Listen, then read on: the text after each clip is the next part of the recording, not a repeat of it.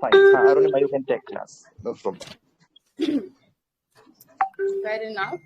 So आज की class में हम लोग 3 पार्ट में होगी. सबसे पहले तो वी विल डिस्कस की कंपैरेटिव पॉलिटिक्स के लिए, जो कि थोड़ा सा टफ होता है, समझ नहीं आता है और बहुत सारे कॉन्ट्रडिक्शंस हैं. मेरी आवाज आ रही है क्लियरली या पंखी की आवाज आ रही है? हाँ दीदी आ रही है. ओके. तो ये थोड़ा सा कॉम्प्लेक्स होता है क्योंकि इसमें बहुत सारी जगह पे अलग अलग बातें लिखी होती हैं and it's hard to reach a conclusion. Good news ये है कि इतना डिटेल में नहीं आता है. It's a relatively smaller section of CUET and other exams also.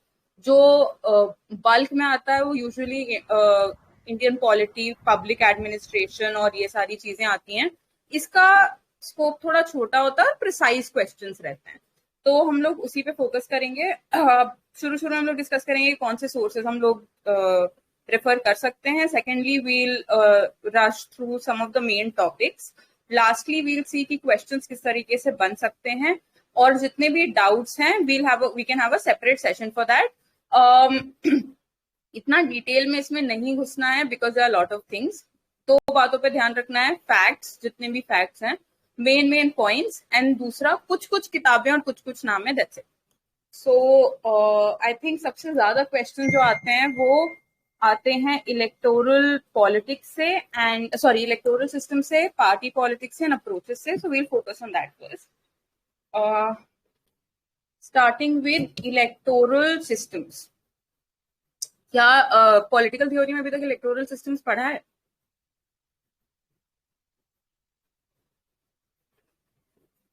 नहीं. हाँ, क्योंकि पॉलिटिकल थ्योरी में डेमोक्रेसी का एक पार्ट था. डेमोक्रेसी वाले में वो तो पढ़ा है, वो पता है, वो पढ़ा है. हाँ, वो पढ़ा है. तो उसी से रिलेटेड जितने भी मैंने अपने टाइम पे जो सोर्सेज रेफर किए थे, ओपी गाबा से किए थे, उसका इलेक्टोरल सिस्टम. एक होता है JC जौहरी की किताब आती है एडिटेड बाय तपन विश्वास, उसको आप थोड़ा रेफर कर सकते हैं. And then there is a book by Pushpa Singh who is a professor in DU. It's called comparative politics. उसका PDF अवेलेबल नहीं है. जिसके पास हार्ड कॉपी है फाइन, बट इतना इंपॉर्टेंट नहीं है. आप क्वेश्चन से और दूसरे सोर्सेज से भी उस किताब को बैलेंस कर सकते हैं. These were the sources I refer to when I was preparing. And या so let's start with electoral systems. तो इलेक्टोरल सिस्टम्स में मेनली कुछ टर्मिनोलॉजीज हैं. फर्स्ट वो देख लेते हैं. So what is an electoral system? Electoral system basically एक सेट ऑफ रूल्स होता है, नॉर्म्स होता है किसी भी कंट्री का, through which number of votes are translated to the number of seats. So it's like a procedural set of rules जिसमें जितने भी वोट्स होते हैं वो सीट्स में कैसे आप वोट कास्ट तो कर रहे हो, पर वो कैसे सीट्स में बनेंगे वो डिसाइड होता है. इसमें आता है इलेक्टोरल रूल्स. बेसिकली वो होता है कौन कौन वोट करेगा, किसके सिंबल्स होंगे, जो भी इलेक्शन कमीशन जो रूल्स निकालती है, these are known as the electoral rules, कि किसी का भी इस इलेक्टोरल सिस्टम के रूल्स क्या क्या होंगे. Then some of the terminologies that are asked, that is electoral threshold. This is nothing but basically एक specific amount of votes जो आपको चाहिए होता है if you want to qualify in an election. कुछ में होता है जैसे कि proportional representation, single. We'll come to that. So it's like that is called an electoral threshold. एक क्वेश्चन बहुत आता है, gerrymandering क्या होती है? So gerrymandering is basically Am I going too fast या फिर ठीक है? ठीक है दीदी, ठीक है. तो जेरीमैंडरिंग बेसिकली एक ऐसी टेक्निक होती है जिसमें आप कॉन्स्टिट्यूएंसीज की बाउंड्रीज ऐसे सेट करते हो कि आपके चांसेस ज्यादा बढ़ जाते हैं to win. So that is the एक क्वेश्चन शायद आया हुआ है इस पे. That is why I focused on this. Then types of representation शायद दिया हुआ है ओपी काबा में. इट्स बेसिकली टेरिटोरियल या फिर फंक्शनल, की रिप्रेजेंटेशन टेरिटरी के बेसिस पे होगा या फंक्शनैलिटी के बेसिस पे होगा. गिल्ड्स पहले अपना फंक्शन जो था उसके बेसिस पे इलेक्ट करते थे. So that is one part you can refer to, not an intrinsic part of comparative politics.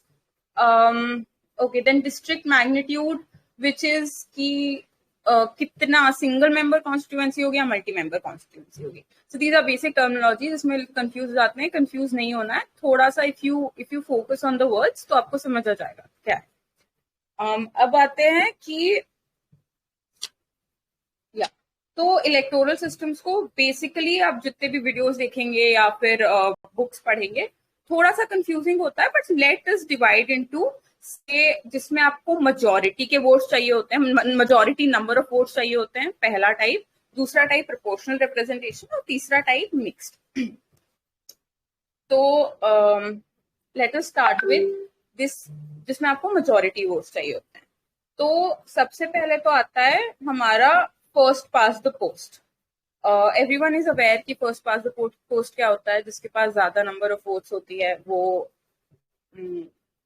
M I audible? Can you like please थोड़ा सा रिस्पॉन्ड, क्योंकि हाँ यहाँ पे ना दीदी, थोड़ा सा वीक यस है। मैम। आवाज और सब आ रही है, सब सही है, आप कंटिन्यू करिए। ठीक है, तो it is also known as a single member plurality system. It is first past the post, उसका थोड़ा सा फैंसी सा नाम है। Okay, so first past the post अगर देखें तो एक मेंबर को इलेक्ट होना होता है एक डिस्ट्रिक्ट में। एक होता है जनरल सिस्टम, जो कि बेसिकली हम लोग इंडिया में फॉलो करते हैं, कि जिसका नंबर ऑफ वोट्स होंगे, जिसका सबसे ज्यादा आया द पर्सन विंस। फिर ये एक जनरल सिस्टम हो गया। इसके कुछ कुछ अलग अलग टाइप्स भी होते हैं जैसे कि सबसे पहले ऑल्टरनेट वोट। सो ये जो मैंने नोट्स बनाए ये अलग अलग सोर्सेस से मिला के हैं, so you may not find it in one source, but it is what I have read so far, और मैंने पहले जिससे पढ़ा था। तो सबसे पहले तो ऑल्टरनेट वोट। इसमें बेसिकली क्या होता है कि जो मतलब you there is a list, you give your preference, और जिसका सबसे कम प्रेफरेंस होता है उसका वो एलिमिनेट हो जाता है, उसके सेकंड प्रेफरेंसेस ऊपर वाले के पास चले जाते हैं।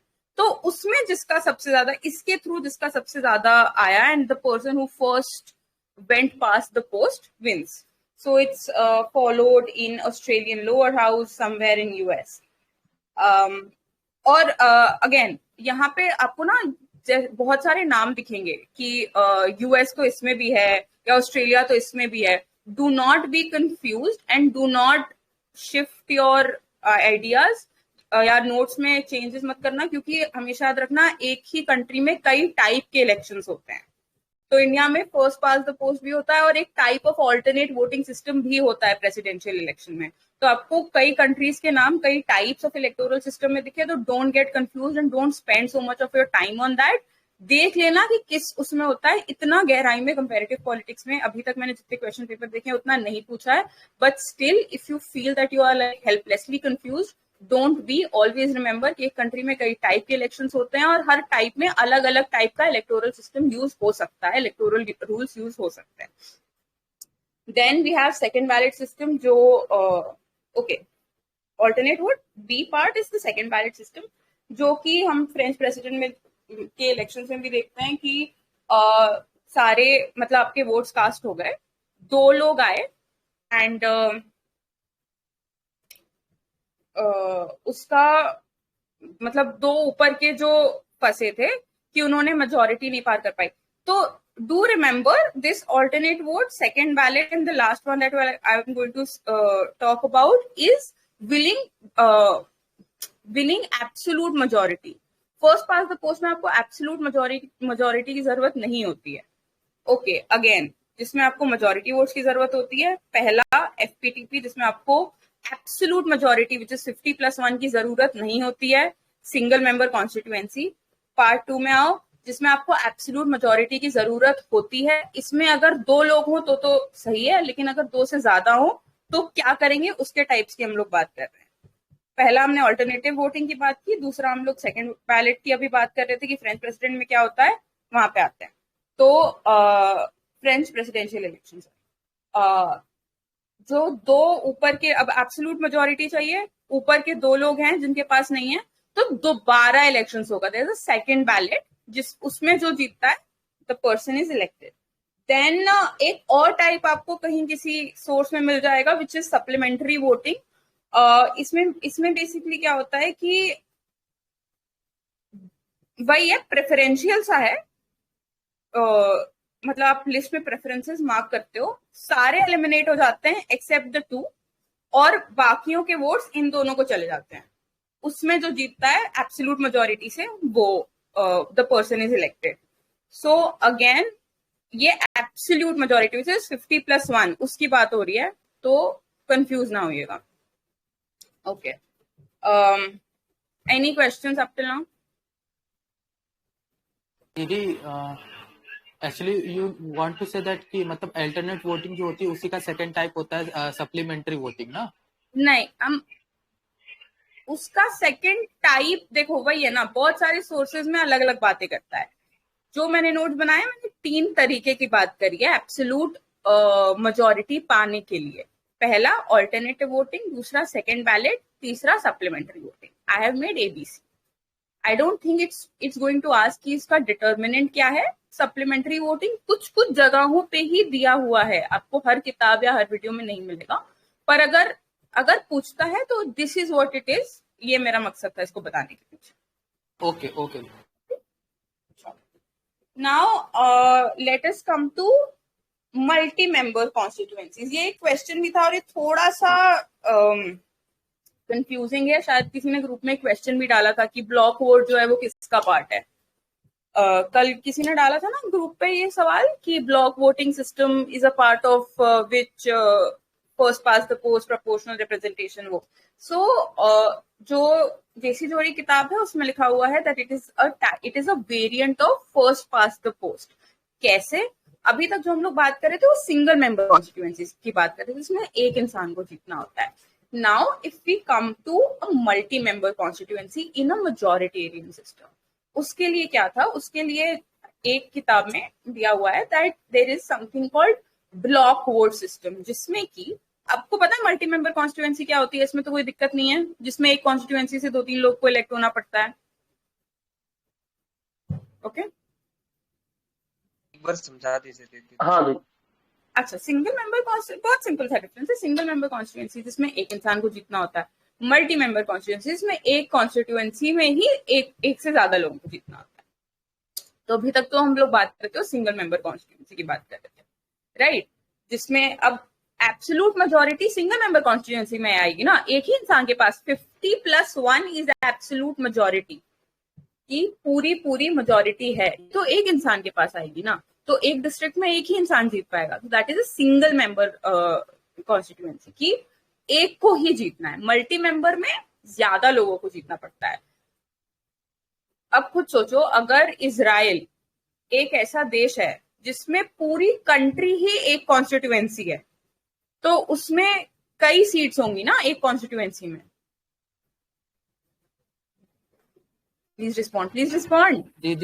दीदी जैसे कि अगर आप जैसे यहाँ पे लोकसभा का चुनाव होता है, एक कंस्टिट्यूएंसी से ढेर सारे लोग लड़ते, वैसे ही एक कॉन्स्टिट्यूएंसी से जीतना कितनों को होता है इंडिया में? एक लोगों को ना. लेकिन इजराइल पूरा ही देश है, पूरा एक देश है जो एक कॉन्स्टिट्यूएंसी है. Israel and Netherlands are two countries where the entire country is one territorial constituency. अब उसमें सोचो, उसमें कितने लोगों को जीतना होगा? एक लोगों को, एक से ज्यादा को जीतना होगा ना. हाँ है ना. तो नहीं, जैसा स्विट्जरलैंड में होता है वैसा. हाँ, जैसा स्विट्जरलैंड में होता है वैसा. स्विट्जरलैंड के इलेक्टोरल सिस्टम के बारे में मुझे इतना नहीं पता है. I can write it and get back to you on that. But I am talking about कि एक कॉन्स्टिट्यूएंसी से अगर 2 लोगों को जीतना हुआ, मल्टी मेंबर कॉन्स्टिट्यूएंसी 2 से ज्यादा लोगों को जीतना हुआ, तो उसमें क्या करेंगे? मेजोरिटेरियन सिस्टम में. That is what I am coming to. अभी क्लियर हुआ? बोलो. ये मल्टी मेंबर कॉन्स्टिट्यूएंसी जो है वो एरिया की बेसिस पे होता है क्या? हाँ, कॉन्स्टिट्यूएंसी हम लोग यहाँ पे टेरिटोरियल कॉन्स्टिट्यूएंसी की बात कर रहे हैं. टेरिटरी के बेसिस पे कॉन्स्टिट्यूएंसी डिवाइडेड है. कॉन्स्टिट्यूएंसी तो पता है ना, ये मान लो एक पूरा देश है, ठीक है. 1 2 3 4 कॉन्स्टिट्यूएंसी है. सिंगल अगर किसी को जीतना होगा तो इसमें से एक को, इसमें से एक को, इसमें से एक को, इसमें से एक को. एक से ज्यादा को जीतना होगा तो इसमें से दो इस कॉन्स्टिट्यूएंसी में 2 सीट्स हैं, इस कॉन्स्टिट्यूएंसी में 3 सीट्स हैं, इसमें मान लो 1 ही है, इसमें मान लो 4 है. इस सिचुएशन में जिसमें कि एक कॉन्स्टिट्यूएंसी में एक से ज्यादा ही सीट है, तो उसमें क्या करेंगे? उस पे हम लोग आ रहे हैं. समझ आया? जी दीदी. हाँ. अभी भी कोई कंफ्यूजन है तो पूछो. Please have your basic thing clear. जैसे आपने बताया जो मींस एक जैसे entire country is just like a one constituency, that is called means उसको हम प्रोपोर्शनल रिप्रेजेंटेशन सिस्टम बोल सकते हैं।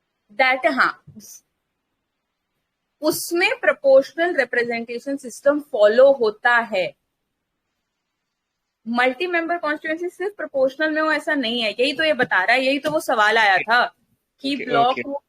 है ना, block vote system. there was I think it was a UGC net question if I remember correctly, उसमें पूछा था कि ब्लॉक वोट सिस्टम है मैम। हाँ ब्लॉक वोट सिस्टम तो फर्स्ट पास्ट पोस्ट सिस्टम का पार्ट है।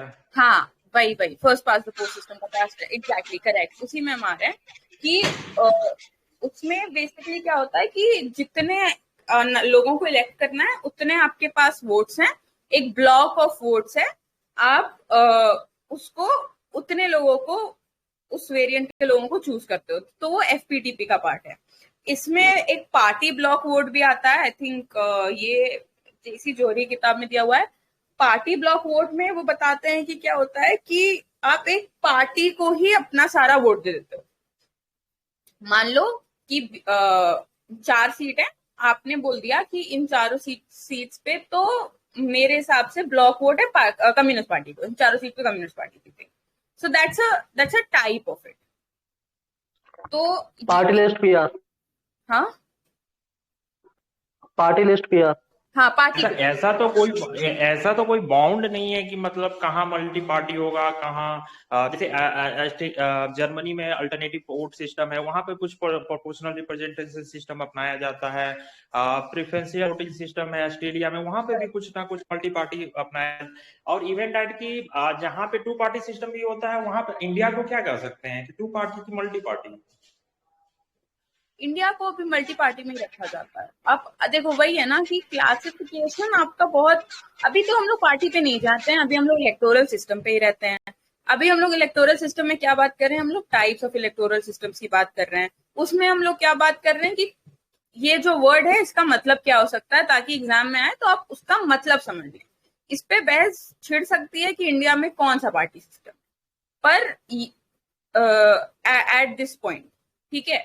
तो इतनी स्पेक्यूलेटिव क्वेश्चंस आपके, बिकॉज आपके एग्जाम में बहुत कम वक्त गया, तो आप एनालिसिस या फिर समझ रहे हैं मतलब ग्रे एरिया में जाने के बजाय मैंने जो अपना इस 2 घंटे की क्योंकि क्लास है उसकी वजह से सोचा था कि I am just rushing through the basic points, जो कि अगर आपको पूछें तो आपको थोड़ा सा आइडिया हो कि इसका मतलब क्या है। ठीक है, we can definitely have a separate class and go into analytical depth of it, but from an exam point of view comparative में उतनी जरूरत नहीं होती है analytical उसमें जाने की, because it differs। ठीक है, ठीक है दीदी। चलो, we did this, now let us come to हाँ, proportional representation. Proportional representation again multi member constituency में ही हो सकता है, ये सिंगल मेंबर में होगा नहीं, क्योंकि आप किस प्रोपोर्शन के अकॉर्डिंग दोगे। Fair enough? हाँ दीदी। प्लीज रिस्पॉन्ड करते रहो, क्योंकि अगर आपका बेसिक नहीं क्लियर होगा तो कंपैरेटिव में बहुत दिक्कत आएगी, because it's a very annoying topic. Candidates जो हैं, हाँ अब कैंडिडेट्स कुछ कुछ जगहों पे भी लिखा था candidates vote for a party, basically I think NCERT में भी दिया हुआ था that candidates vote for a party, but again it can differ in reality, but this is what we are talking about on a factual basis.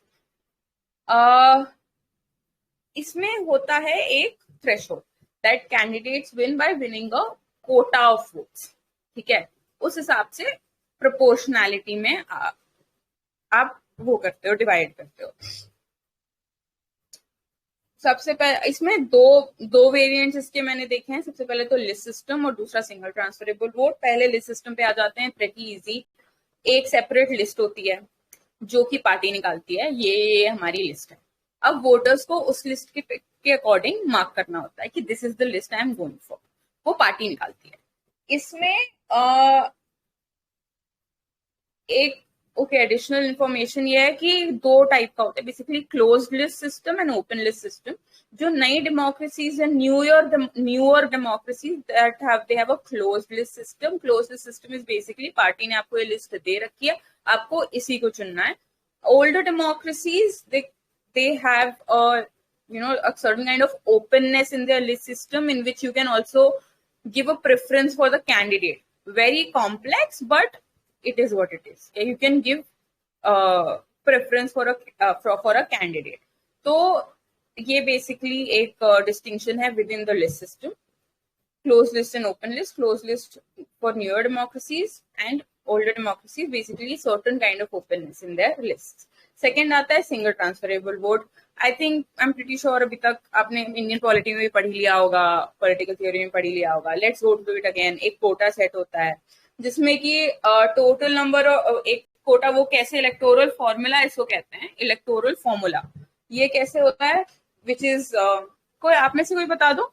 I am pretty sure आपको पता होगा single transferable vote का कैसे आता है electoral formula.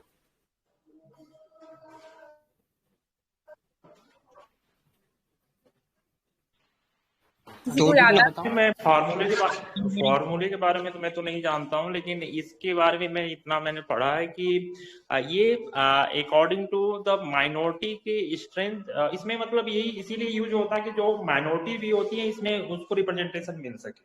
नहीं, fair enough. What I was asking was कि एक कोटा कैसे, फॉर्मूला होता है, फॉर्मूला उसमें number of total number of it has a strength, total number of strength of means state अगर हम बोल सकते हैं, divided by number of assemblies में जो एमएलएज हैं, number of seats, total number of votes, number of seats plus 1, yes, and total के साथ प्लस 1, यस. ठीक है, ये इसका इलेक्टोरल फॉर्मूला है. हाँ, इसमें बेसिकली मुझे ना ऑल्टरनेट लिस्ट सिस्टम और ये सिंगल ट्रांसफरेबल वोट में बड़ी दिक्कत होती थी कि इसमें डिफरेंस क्या है.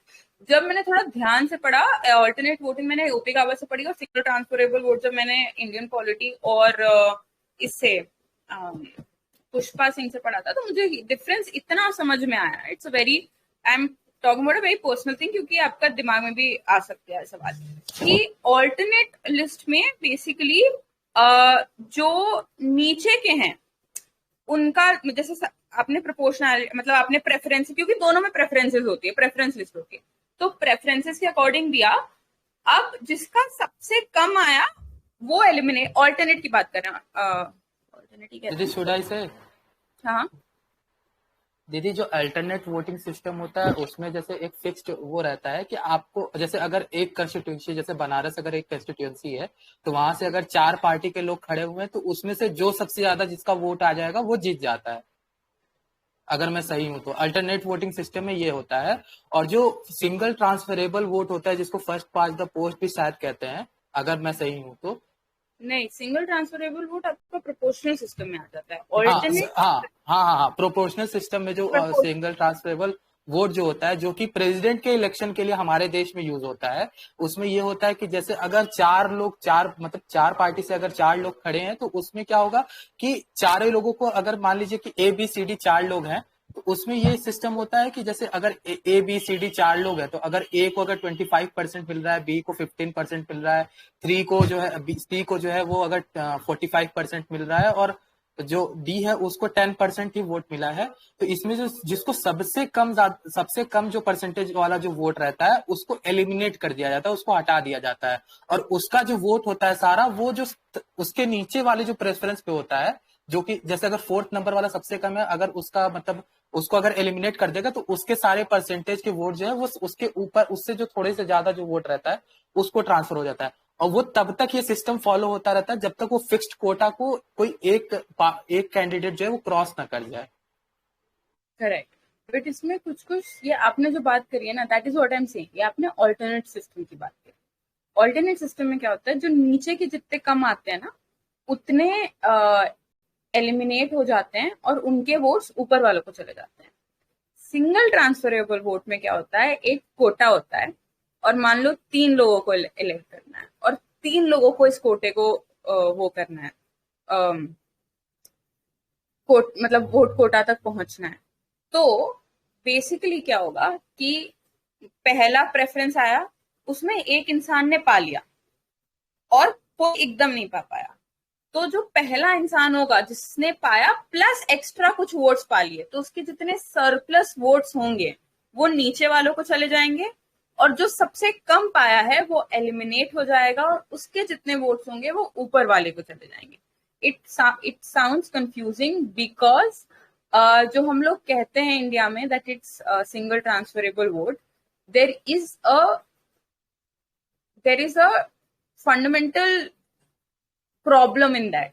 अगर आप ध्यान से पढ़ेंगे इंडियन पॉलिटी किताब भी, तो उसमें भी उसका क्रिटिसिज्म ये है कि इंडिया में जो प्रेसिडेंशियल इलेक्शंस होते हैं, it's neither proportional representation not single transferable, क्योंकि उसका जो सिस्टम है इट इज वेरी डिफरेंट, क्योंकि हमें एक को सिलेक्ट करना होता है। और अगर आप ध्यान से एक बार ओपी गावाई पढ़ेंगे तो उसमें ऑल्टरनेटिव वोट का जो सिस्टम दिया है ना, उसमें लिखा है that it is for Indian presidents. तो यही सब कुछ फंडामेंटल डिफरेंसेस है, माइन्यूट डिफरेंसेस, इसको आपको ध्यान में रखते हुए चलना है, क्योंकि यही आगे जाके एग्जाम में थोड़ी सी दिक्कत देता है। तो आप जो भी पढ़े उसको थोड़ा सा, अगर पढ़ रहे हैं तो एकदम ध्यान से अगर पढ़ेंगे ना, तो आपको समझ आएगा कि इसमें दिक्कतें क्या क्या हैं। आई एम नॉट सेइंग कि आपने गलत बोला है, आपने बिल्कुल ठीक बोला है, पर आपने गलत समझ लिया उस चीज को, क्योंकि हमें इतना अच्छे से समझाया ही नहीं गया था। दीदी मैं समझ रहा हूँ, क्योंकि हाँ। वो इंडियन पॉलिटी में तो वही क्रिटिसिज्म है कि जो हाँ। जब पढ़े लिखे लोगों को नहीं समझ में आता है तो फिर अनपढ़ लोग कैसे दे पाएंगे, इसलिए तो सिर्फ प्रेसिडेंट के लिए रखा गया है इसको। तो हाँ, मतलब एक उसका है। तो आप ध्यान से एक बार फिर से जाके डिफरेंस देखिएगा ऑल्टरनेटिव सिस्टम में और proportional representation with single transferable vote system. और किसी को कोई सवाल?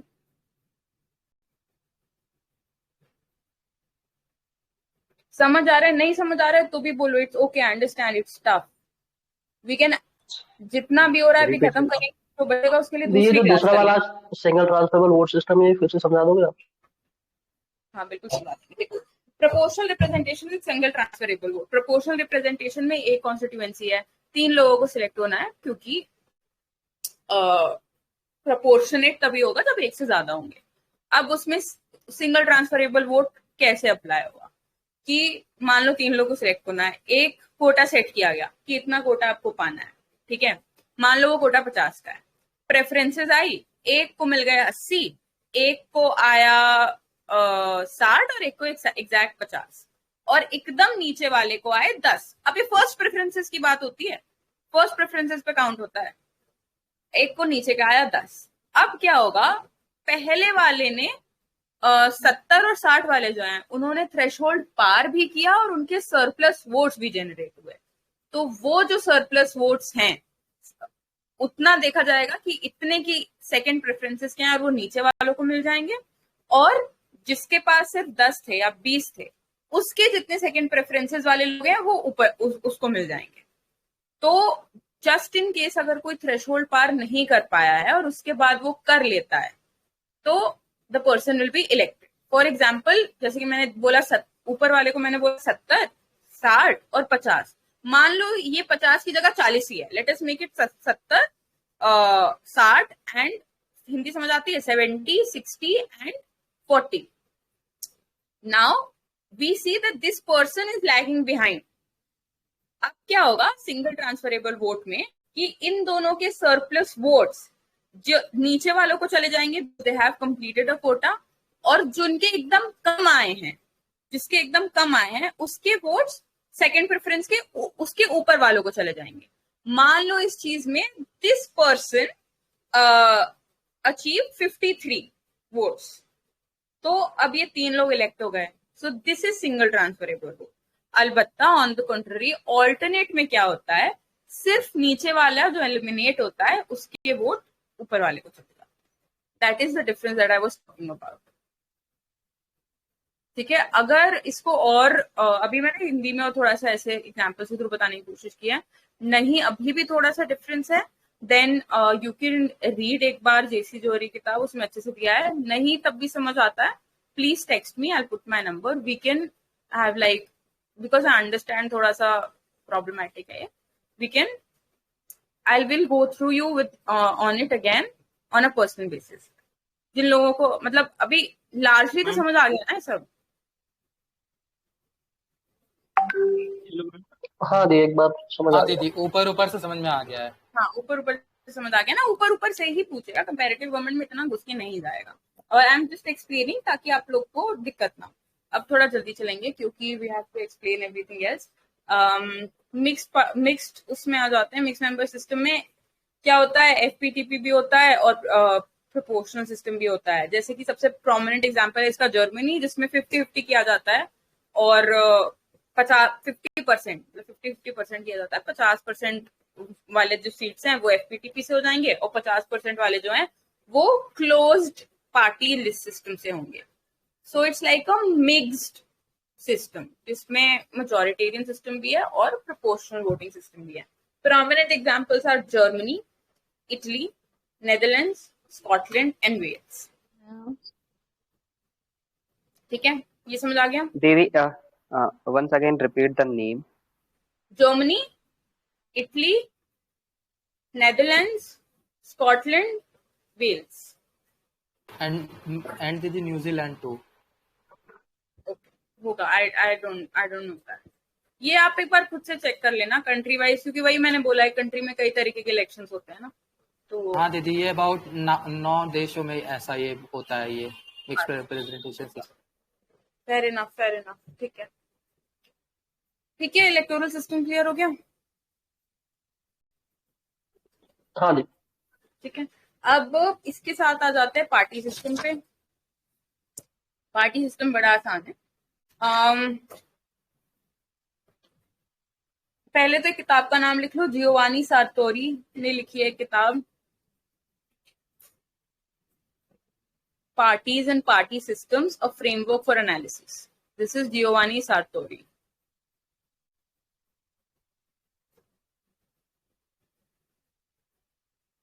लिख लिया?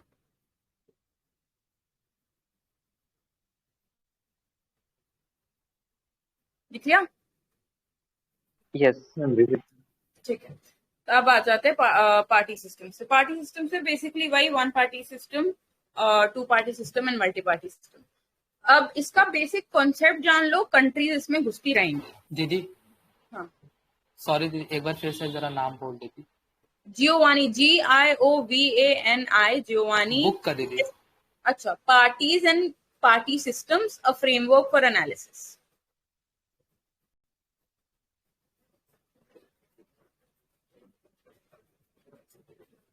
ठीक है, तो अब आते हैं हम लोग सिंगल पार्टी सिस्टम पे। सिंगल पार्टी सिस्टम के कुछ कुछ वेरिएंट्स भी होते हैं। देखो, जैसे वन पार्टी सिस्टम होता है। वन पार्टी सिस्टम में क्या होता है, constitutionally all other parties are banned. This is like a one party system कि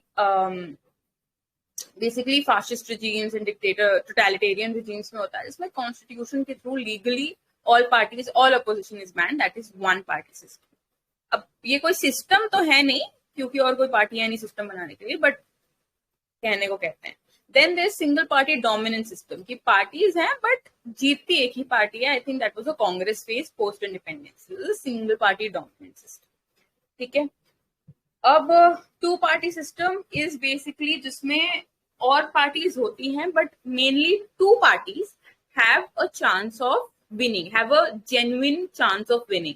quintessential example is UK and then there is US.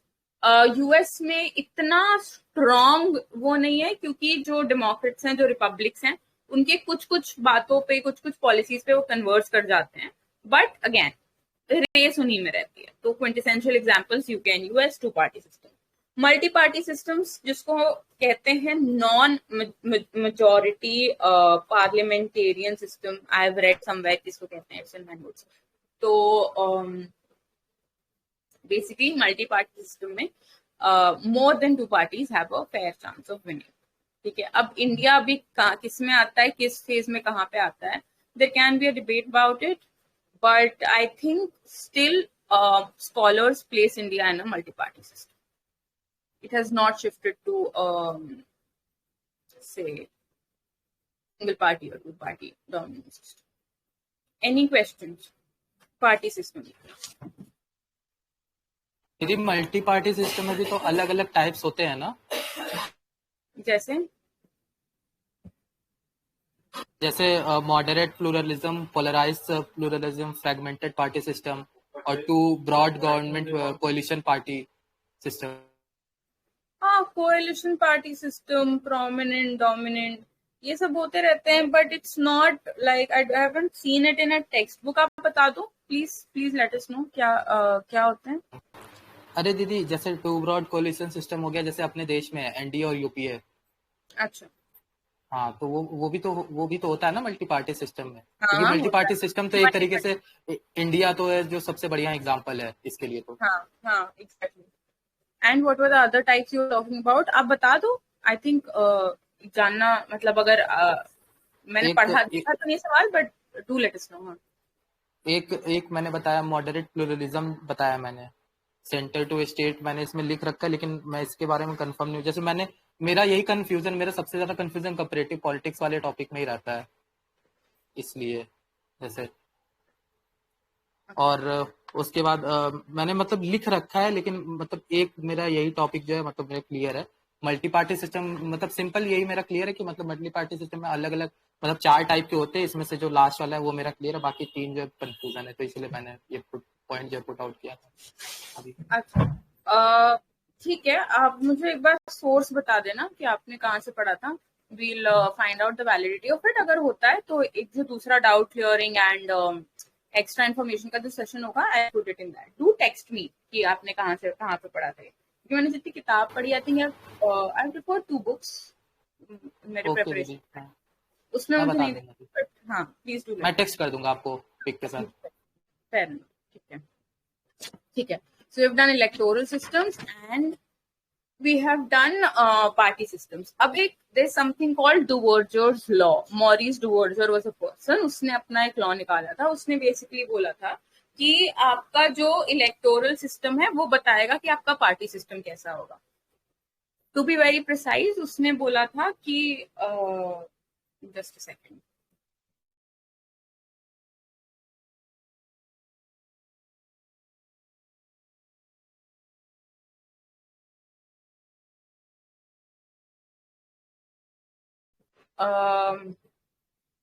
उस मॉरिस डुवर्जर एक इंसान था, उसने बोला था कि जो भी आपका व्हाट डिड आई से इलेक्टोरल सिस्टम होगा वो पार्टी सिस्टम बताएगा। टू बी वेरी स्पेसिफिक, उसने कहा था कि जो आपका जैसे एफपीटीपी है, it will lead to 2 party system. That's what he said. You can also Google that. This is called Duverger's law. I think there was someone also जिसने बोला था नहीं नहीं पार्टी सिस्टम से आपका इलेक्टोरल सिस्टम डिफाइन होता है, but that person is not very famous. Famous person is Maurice Duverger. एक सवाल भी था शायद यूजीसी नेट में या डीयू के किसी पेपर में कि क्या है। So electoral system leads to party system, mainly FPTP leads to 2 party system. ठीक है, या दी। so we have done all of this. Let us now come to approaches.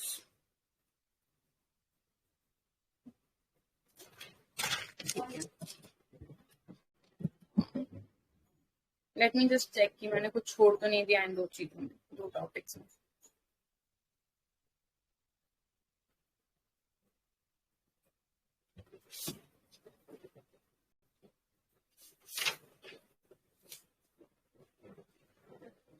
नहीं, आई think I covered it all.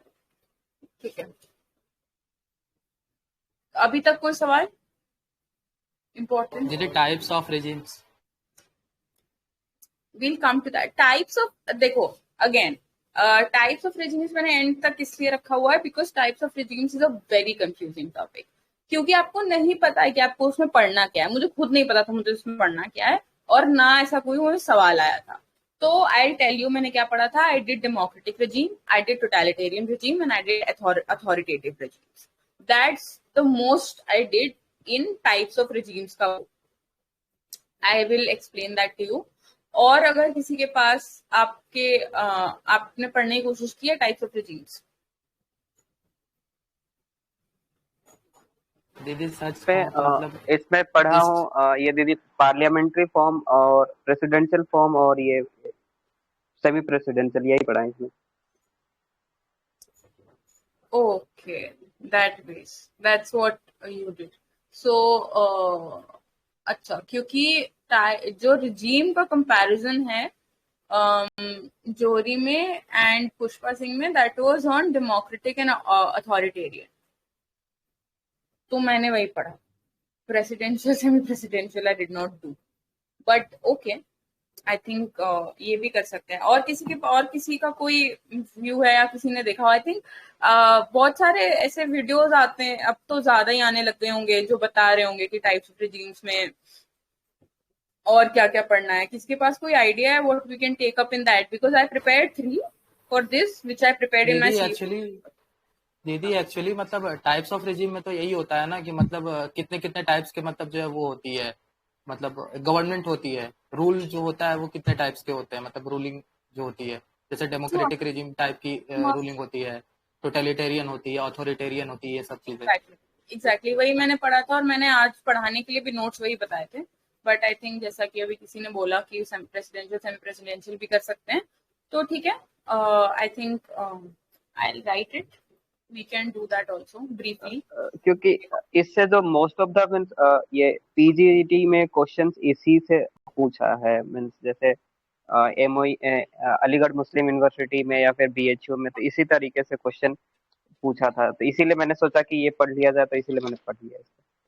हाँ बिल्कुल बिल्कुल, of course, अगर आपको लगता है कि करना है तो कर लेंगे। इसीलिए मैंने बोला ना कि स्केड्यूल में आपके एक ही क्लास दी हुई है, बट इट इज इम्पोर्टेंट क्योंकि ये इतना फंडामेंटली कॉन्फ्लिक्टिंग कोर्स है, इसमें खुद ही आपस में चीजें कॉन्फ्लिक्ट हो रही हैं, तो we will have 2 sessions for that. Types of regimes फिर एक बार दूसरे क्लास में कर लें, जब I can have like I can, और do you want me to go through democratic, totalitarian, authoritative in this class and presidential, semi-presidential in another class? Yes. ऐसा करें या फिर सारा एक बार में?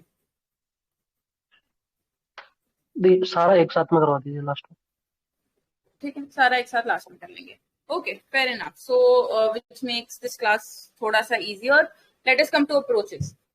अप्रोचेस में फंडामेंटल डिफरेंस वही होता है। कभी भी आप देखिए, कंपैरेटिव पॉलिटिक्स अगर है तो आप मतलब ये है कि आपको चीजें कंपेयर करनी है, उस चीज को कंपेयर करने के लिए कोई अप्रोच होगा, कोई यूनिट ऑफ एनालिसिस होगा, कोई ऐसा ऑब्जेक्ट होगा जिसके बेसिस पे आप कंपेयर करेंगे। आप ये तो नहीं बोल सकते ना कि एक इंसान है वो बांसुरी बहुत अच्छी बजाता है और एक इंसान है जो कपड़े बहुत अच्छे पहनता है, अब इनको कंपेयर करो कौन ज्यादा अच्छा है। आप ऐसे तो कंपेयर नहीं कर सकते। You should have a uniform parameter और एन ऑब्जेक्ट ऑफ एनालिसिस और समथिंग, मतलब सम से abstract way of doing that. तो उसके लिए अप्रोचेस होते हैं कि आप किस अप्रोच से उसको कंपेयर करोगे। In general he political theory को असेस करने के लिए अप्रोचेस होते हैं, बट कंपैरेटिव पॉलिटिक्स में this becomes all the more important because you comparing countries and political systems now. ठीक है, सो कंपैरेटिव पॉलिटिक्स थोड़ा सा बाद में ही आया था। I think it was behaviouralism इन सबके टाइम पे थोड़ा सा आया, उसमें एम्पेरिकल रिसोर्स और फैक्ट्स पे ज्यादा फोकस होना शुरू हो गया था। तो जो मेन इसका एसेंस है वो मॉडर्न अप्रोचेस में भी है, ट्रेडिशनल में थोड़ा कम है, but we'll do both. Did you do this in political theory?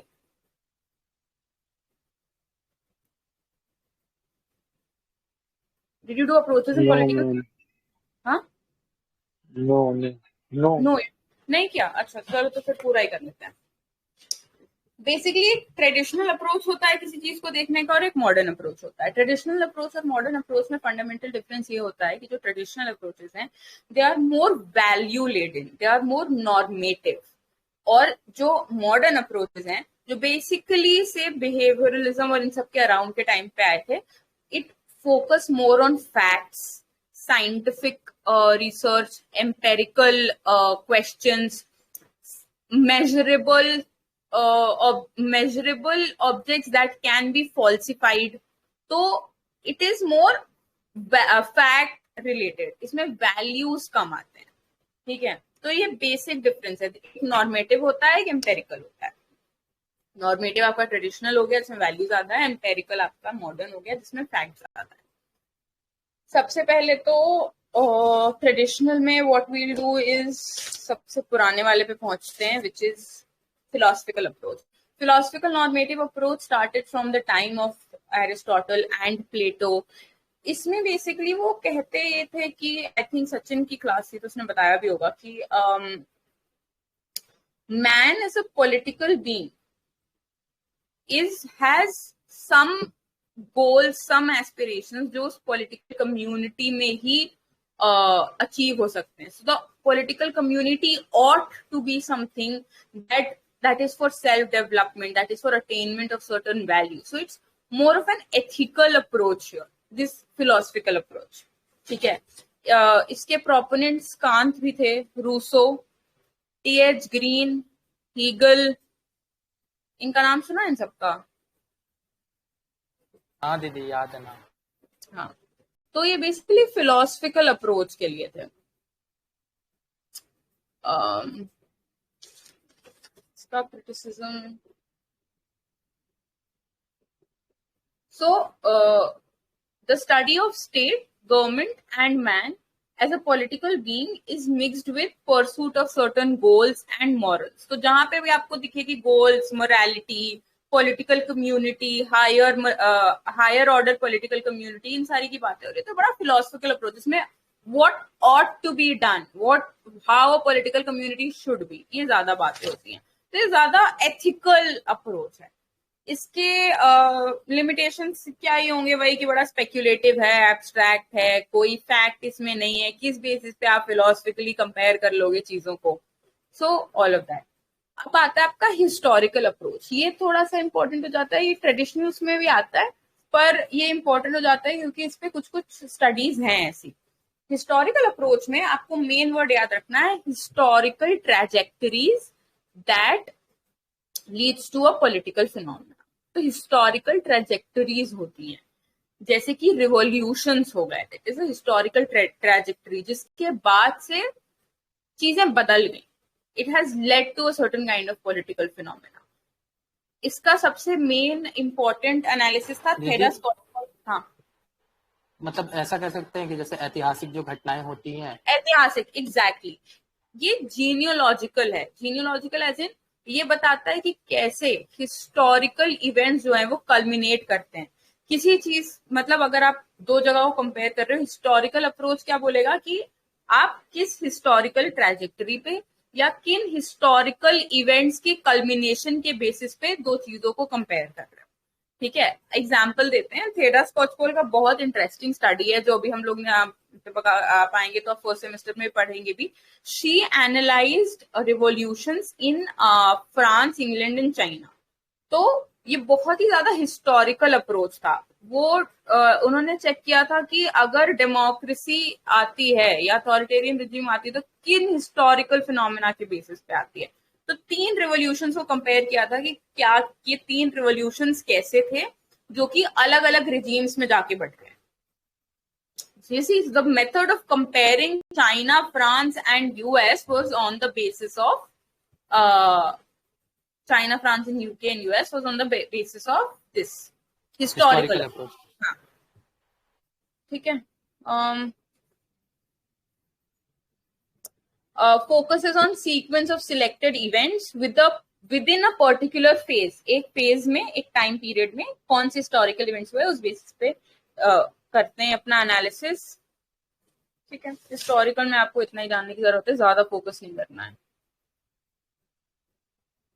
माकियावेली भी इज अ बहुत हिस्टोरिकल, उस पर फोकस किया था। You can say he always went back to the Romans कि हमें ग्लोरी ऑफ रोम पे जाना है, तो he compared everything to the Romans. तो that is Machiavelli is also a prominent person in that. ठीक है, फेयर इनफ। तो हिस्टोरिकल फिलोसफिकल हो गया, हिस्टोरिकल हो गया। इस पे ज्यादा सवाल नहीं आते हैं और ये इतना डिफरेंस है कि आपको समझ आ जाएगा कि ये फिलोसफिकल अप्रोच की बात कर रहा है, ये हिस्टोरिकल अप्रोच की बात कर रहा है।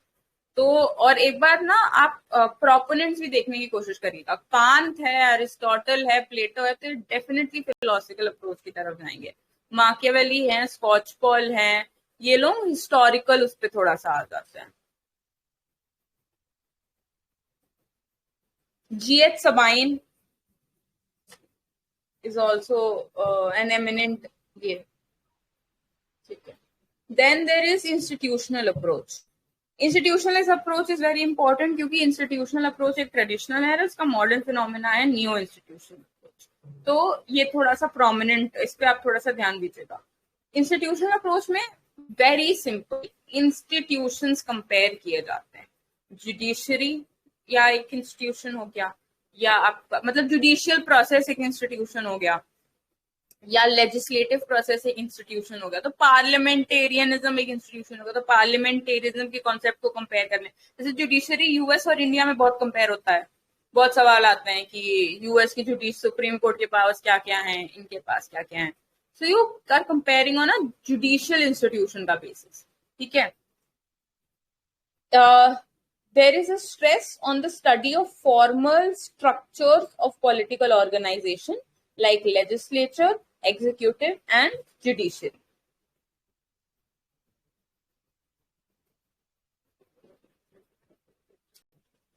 इसका मेजर क्रिटिसिज्म ये है कि इट इज टू नैरो, इसमें इंडिविजुअल्स का रोल ज्यादा नहीं देखा जाता है, इसमें बहुत फॉर्मल नॉर्म्स देखे जाते हैं, जो इनफॉर्मल कोड्स हैं वो उसका प्रोमिनेंस जो है वो थोड़ा कम होता है। ठीक है, I think this much is enough, इससे ज्यादा जानने की जरूरत नहीं। इसको बोल सकते हैं यूरोसेंट्रिक। हाँ बोल सकते हैं Eurocentric, of course, why not. ये कुछ ऐसे क्रिटिसिज्म है जो आप हर जगह लगा सकते हैं क्योंकि सभी यूरोसेंट्रिक ही। अब आप खुद सोचिए, ये फिलोसफिकल अप्रोच कहाँ से यूरोसेंट्रिक नहीं है? It is Eurocentric, it is western वाला, ठीक है। यहाँ तक कोई दिक्कत नहीं दीदी?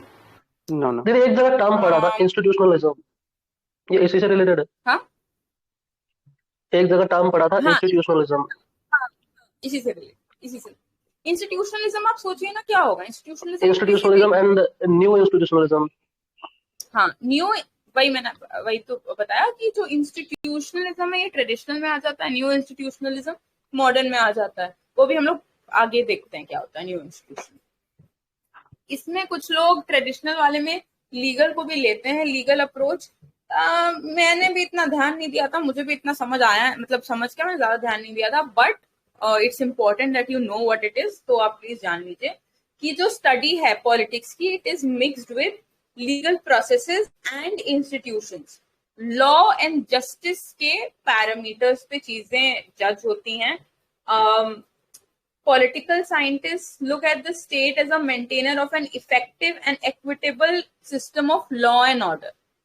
तो लॉ मतलब पॉलिटिकल सिस्टम पे कितना लॉ एंड ऑर्डर है, लीगल प्रोसेस उसके कितने सही हैं, उस बेसिस पे कंपेयर होता है। तो लीगैलिटी जहां पे आ जाती है वहां वो आपका लीगल अप्रोच हो जाता है। इसमें I think Dicey, there is AV Dicey, there is Cicero, there is Hugo Grotius, ये लोग लीगल अप्रोच में आ जाते हैं। थॉमस हॉब्स भी बेसिक थोड़ा सा उस पे फोकस करते हैं लीगल पे। Johari is putting Thomas Hobbes in legal category, but I doubt it. एक बार इसको वो कर देना, एक बार एनालाइज कर लेना खुद से। और अभी जो मैंने बोला है कि एक बार देख लेना, प्लीज आलस मत करना, घर क्लास के बाद एक बार चेक कर लेना। There are very few things that I will ask you to check, but do that, वरना कंपैरेटिव में फंस जाओगे तो बहुत बुरा लगेगा। ठीक है, मेन क्रिटिसिज्म देख लेते हैं। शॉर्टकमिंग्स ट्रेडिशनल अप्रोच की क्या होती है? सबसे पहले तो बहुत वेस्टर्न पॉलिटिकल सिस्टम पे फोकस करता है, जैसा कि आपने बोला, काफी ज्यादा फोकस है इसका, मतलब काफी कम फोकस है इसका थर्ड वर्ल्ड कंट्रीज के फिनोमेना पे, कल्चर पे काफी कम फोकस है। बहुत ही फॉर्मलिस्टिक अप्रोच है ये, बहुत फॉर्मल इंस्टीट्यूशंस, फॉर्मल नॉर्म्स पे ज्यादा फोकस करते हैं। इट इज मतलब insensitive to non political dependence, political behaviour में बहुत सारी चीजें हैं। आपके नॉन फॉर्मल इंस्टीट्यूशन भी आ जाते हैं, आपका ड्रेस कोड भी आ जाता है, पेट्रियार्कल फिनोमेना भी आ जाते हैं। उस पर फोकस नहीं करता, एक्सट्रीमली फॉर्मलिस्टिक है, बहुत ज्यादा डिस्क्रिप्टिव है रादर देन प्रॉब्लम सॉल्विंग। मतलब कि इट्स वेरी डिस्क्रिप्टिव, राइट, कि this ought to be done, very normative, कि this ought to be done, या इस डिस्क्राइब कर दिया इसको और कंपेयर कर दिया। तो प्रॉब्लम सॉल्विंग नहीं है, अगर कहीं पे कोई प्रॉब्लम है तो उसको सॉल्व नहीं कर पाएगा, very very normative in nature. ठीक है, बेस लार्जली ट्रेडिशनल अप्रोच है। कोई question, you want me to explain further something? I am going very precise point wise, ताकि नहीं ना, ठीक है, हाँ, I am going very point wise, ताकि ज्यादा इस पे ज्यादा हम लोग टाइम वेस्ट ना करें। Now let us come to modern approaches, very fact laden, then there is scientific theories पे ज्यादा फोकस करता है, things that can be falsified, fact laden है बहुत ज्यादा, वैल्यूज को पे बहुत कम फोकस है, empirical understanding, scientific understanding, object of analysis होना चाहिए, साइंटिफिक ऑब्जेक्ट होना चाहिए, जिसको साइंटिफिक क्या होता है, आई am not talking about physics chemistry, scientific essence which can be falsified.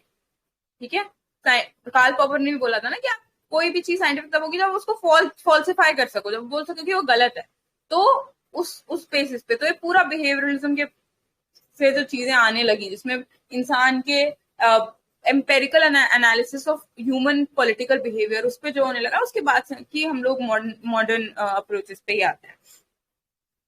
सबसे प्रोमिनेंट इसमें सिस्टम एनालिसिस है, पॉलिटिकल सिस्टम का एनालिसिस। पॉलिटिकल सिस्टम एनालिसिस में दो चीजों की बात करते हैं, general system analysis David Easton का, और दूसरा स्ट्रक्चरल फंक्शन एनालिसिस गेरी रामन का।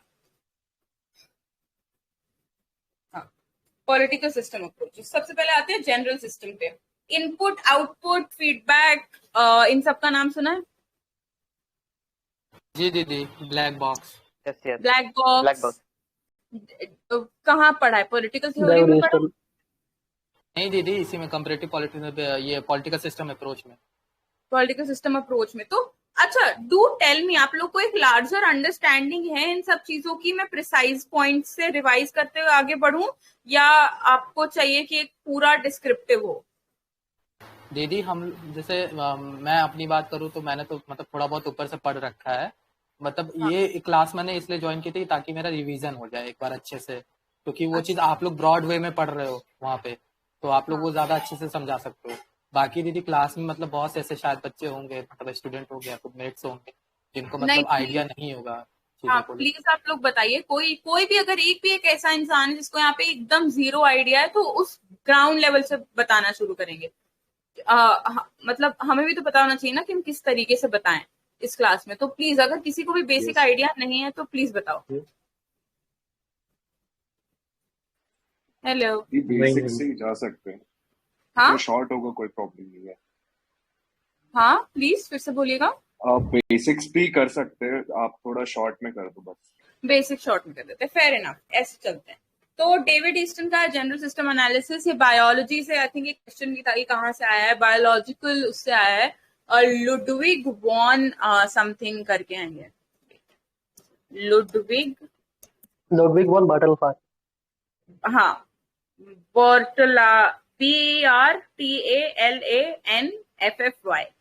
सो इनसे इनका था बायोलॉजिकल सिस्टम्स, उससे ये थोड़ा सोशियोलॉजी में अप्लाई हो गया। डेविड ईस्टन की किताब का नाम लिख लो, बहुत famous, a system of analysis for political life, बहुत फेमस किताब है ये, पूछ सकते हैं। A system analysis for political life, दूसरी a framework for political analysis, तीसरा द पॉलिटिकल सिस्टम। ये 3 किताबें हैं डेविड ईस्टन की, जहाँ पे पॉलिटिकल सिस्टम की बात आए, डेविड ईस्टन। इसमें बेसिकली ये बहुत बहुत सिंपल सा कॉन्सेप्ट है, इनका जान लो आप। दीदी एक बार बुक का नाम रिपीट कर दोगे क्या?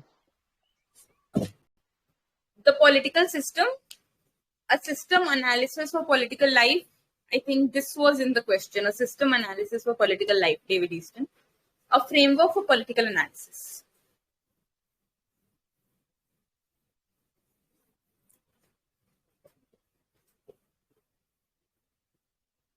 ठीक है, System analysis of for political life.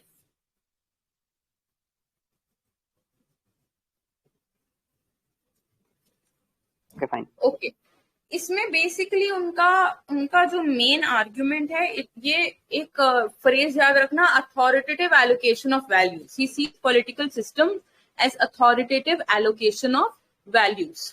ये बहुत जरूरी है क्योंकि ये की फ्रेज है इसका. अब देखिए, ये बेसिकली कहते हैं कि एक एनवायरमेंट है, ठीक है, उसमें एक पॉलिटिकल सिस्टम है. He calls it the black box.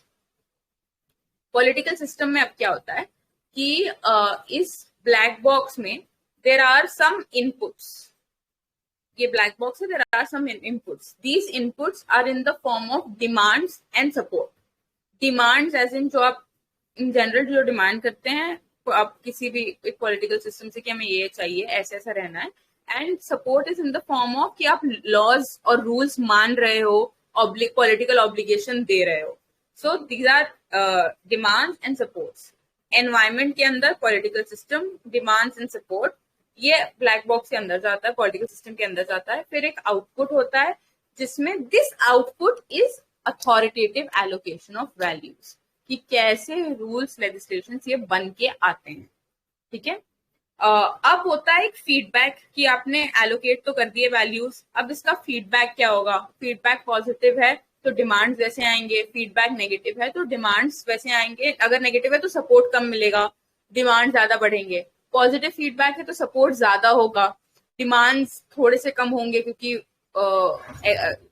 चीजें एक्सेप्ट हो रहा है. सो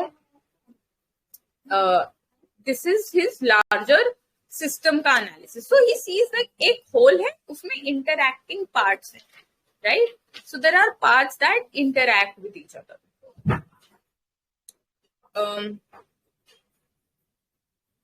Yeah, I think so.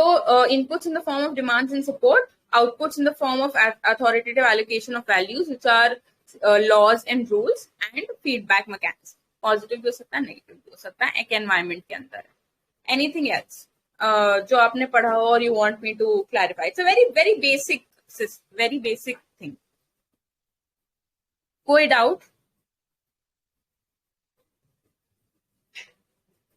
Please पूछ लो if you have any doubts. Why it's called black box model? Black box इसलिए वही है ना कि ब्लैक बॉक्स क्या होता है, इसमें चीजें जाती हैं और अंदर कुछ कुछ होता है और बाहर आ जाती है. सो it's like a fancy name for it. अब थ्योरिस्ट हैं, कुछ तो करेंगे ही, इसलिए उसको ब्लैक बॉक्स नाम देते हैं.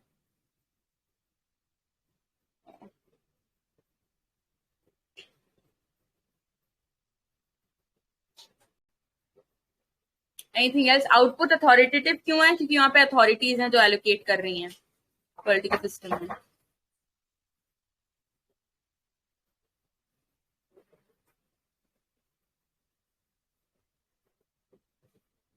Anything else? Can we move on from it? ठीक है, ओके. प्लीज जिनको नहीं समझ आ रहा है वो भी बोलें. इट्स नॉट कि बिकॉज अगेन समय के अभाव के कारण हमें थोड़ा जल्दी आगे बढ़ना पड़ रहा है. इसका मतलब ये नहीं है कि अगर आपको कुछ नहीं समझ आया तो आप वो ना पूछें. Then let us come to structural functional analysis. Structural functional analysis by Gabriel Almond. अच्छा, इनकी बुक का किताब का नाम लिख लो, Gabriel Almond, Politics of Developing Areas. ये बहुत इंपॉर्टेंट है क्योंकि ये थर्ड वर्ल्ड डेवलपिंग एरियाज और इन सब चीजों पे ज्यादा फोकस करते हैं. और इनका जो स्ट्रक्चरल फंक्शनल एनालिसिस है ये भी डेवलपिंग कंट्रीज को एनालाइज करने के लिए ही बेसिकली आया था. Talcott Parsons is a founding, मतलब सोशियोलॉजी में जो स्ट्रक्चरल फंक्शनल एनालिसिस लाया था टैलकट पार्सन्स ने लाया था. Major theory was formulated by Gabriel Almond. इनकी बुक का नाम है politics of developing areas. Very important क्योंकि ये developing areas, third world countries, इन पे ही ज्यादा फोकस करते हैं.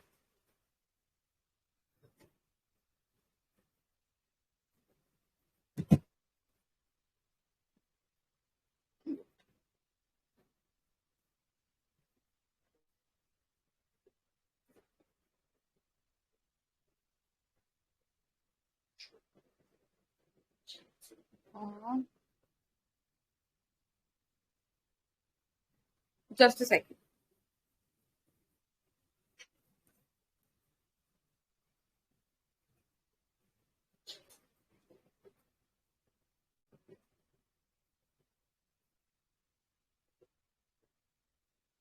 Let me just open my notes. I think that.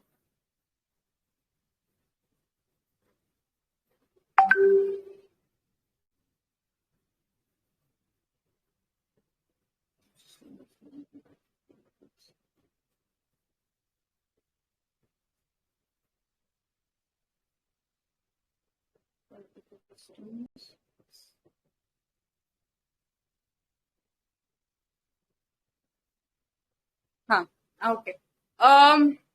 This is a framework of analysis. ये डेविड ईस्टन से थोड़ा सा इंस्पायर होके इन्होंने बनाया था. अब देखिए बेसिकली ये कहते हैं कि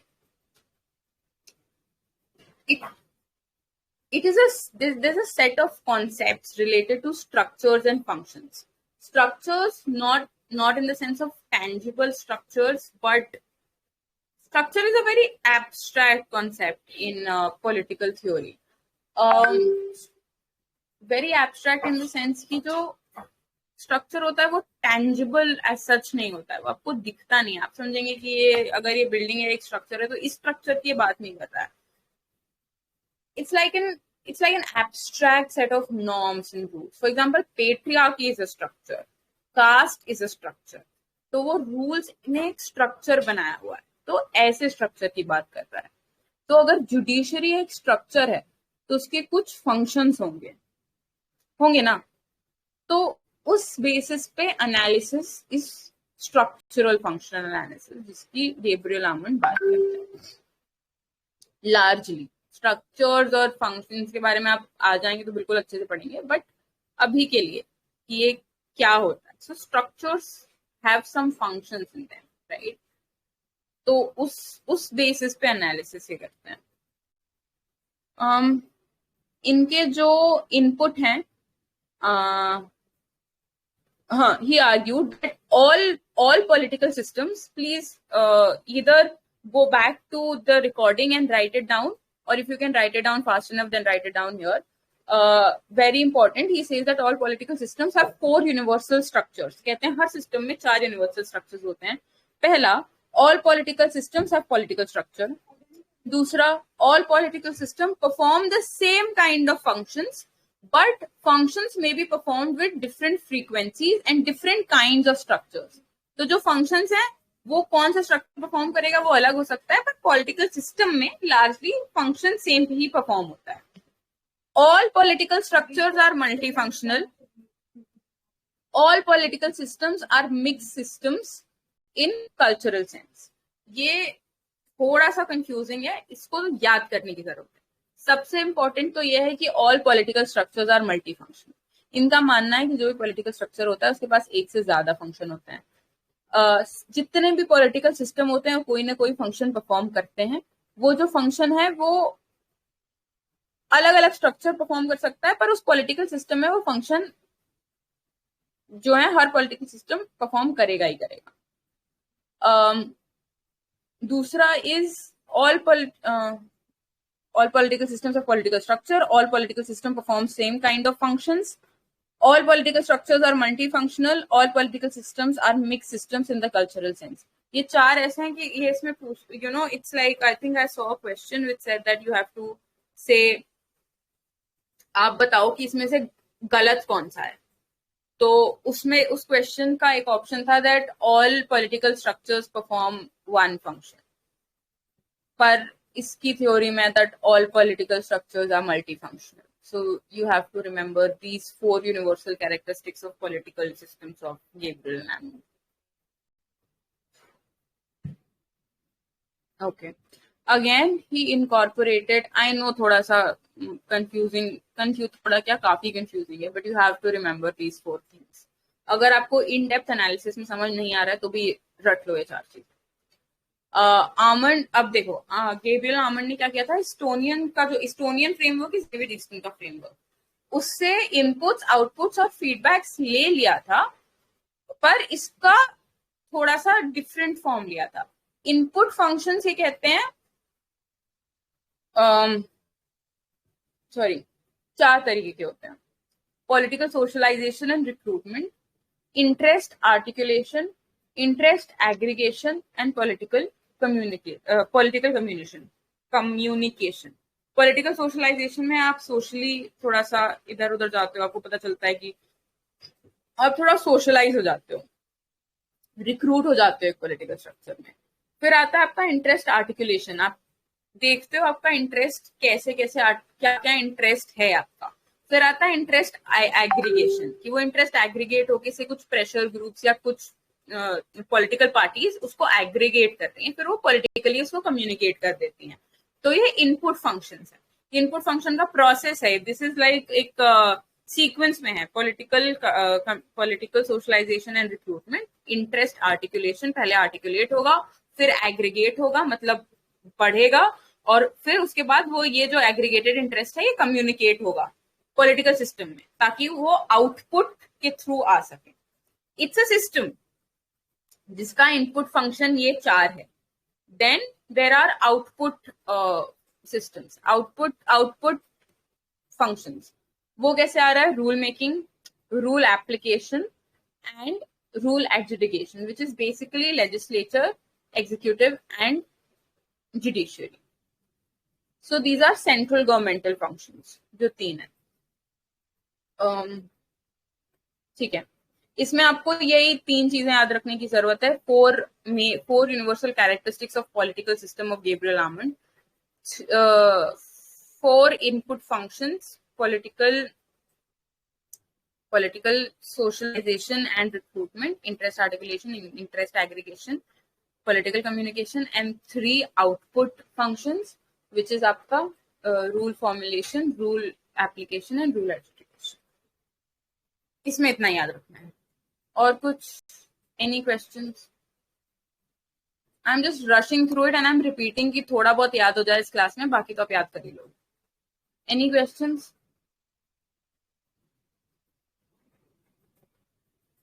हाँ ना, कुछ तो बोलो। नो, ठीक है। ये हमारा हुआ पॉलिटिकल सिस्टम मॉडर्न अप्रोचेस में। Then let us come to other modern approaches. अब आता है आपका न्यू इंस्टीट्यूशनलिज्म।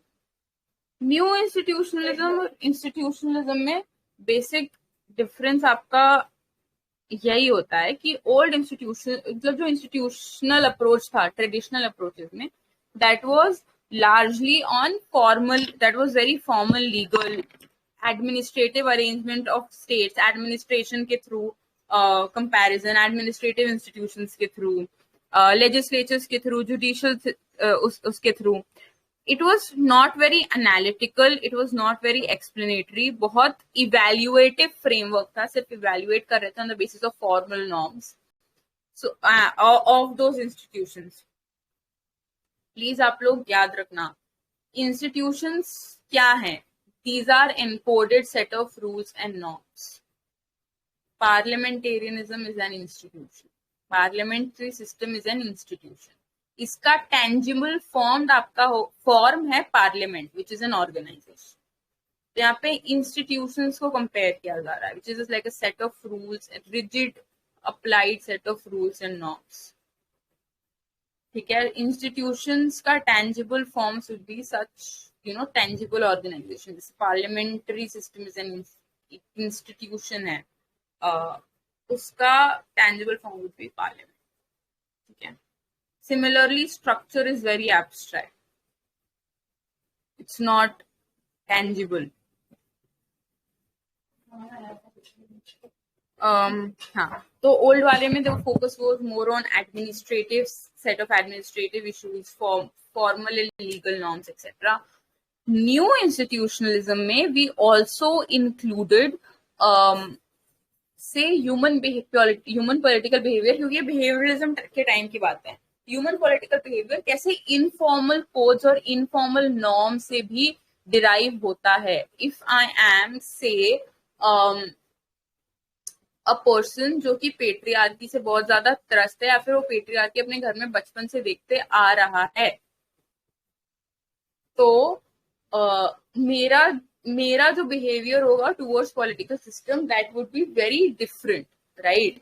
तो मेरा जो पॉलिटिकल बिहेवियर होगा वो भी बहुत ही ज्यादा अलग होगा. It will also include the informal set of norms and rules that I have been brought up with. So instead of going through formal norms and formal structures, new institutionalism also included these informal codes and informal norms into analysis. समझ आया? नहीं समझ आया तो please बोलो. हाँ, do you want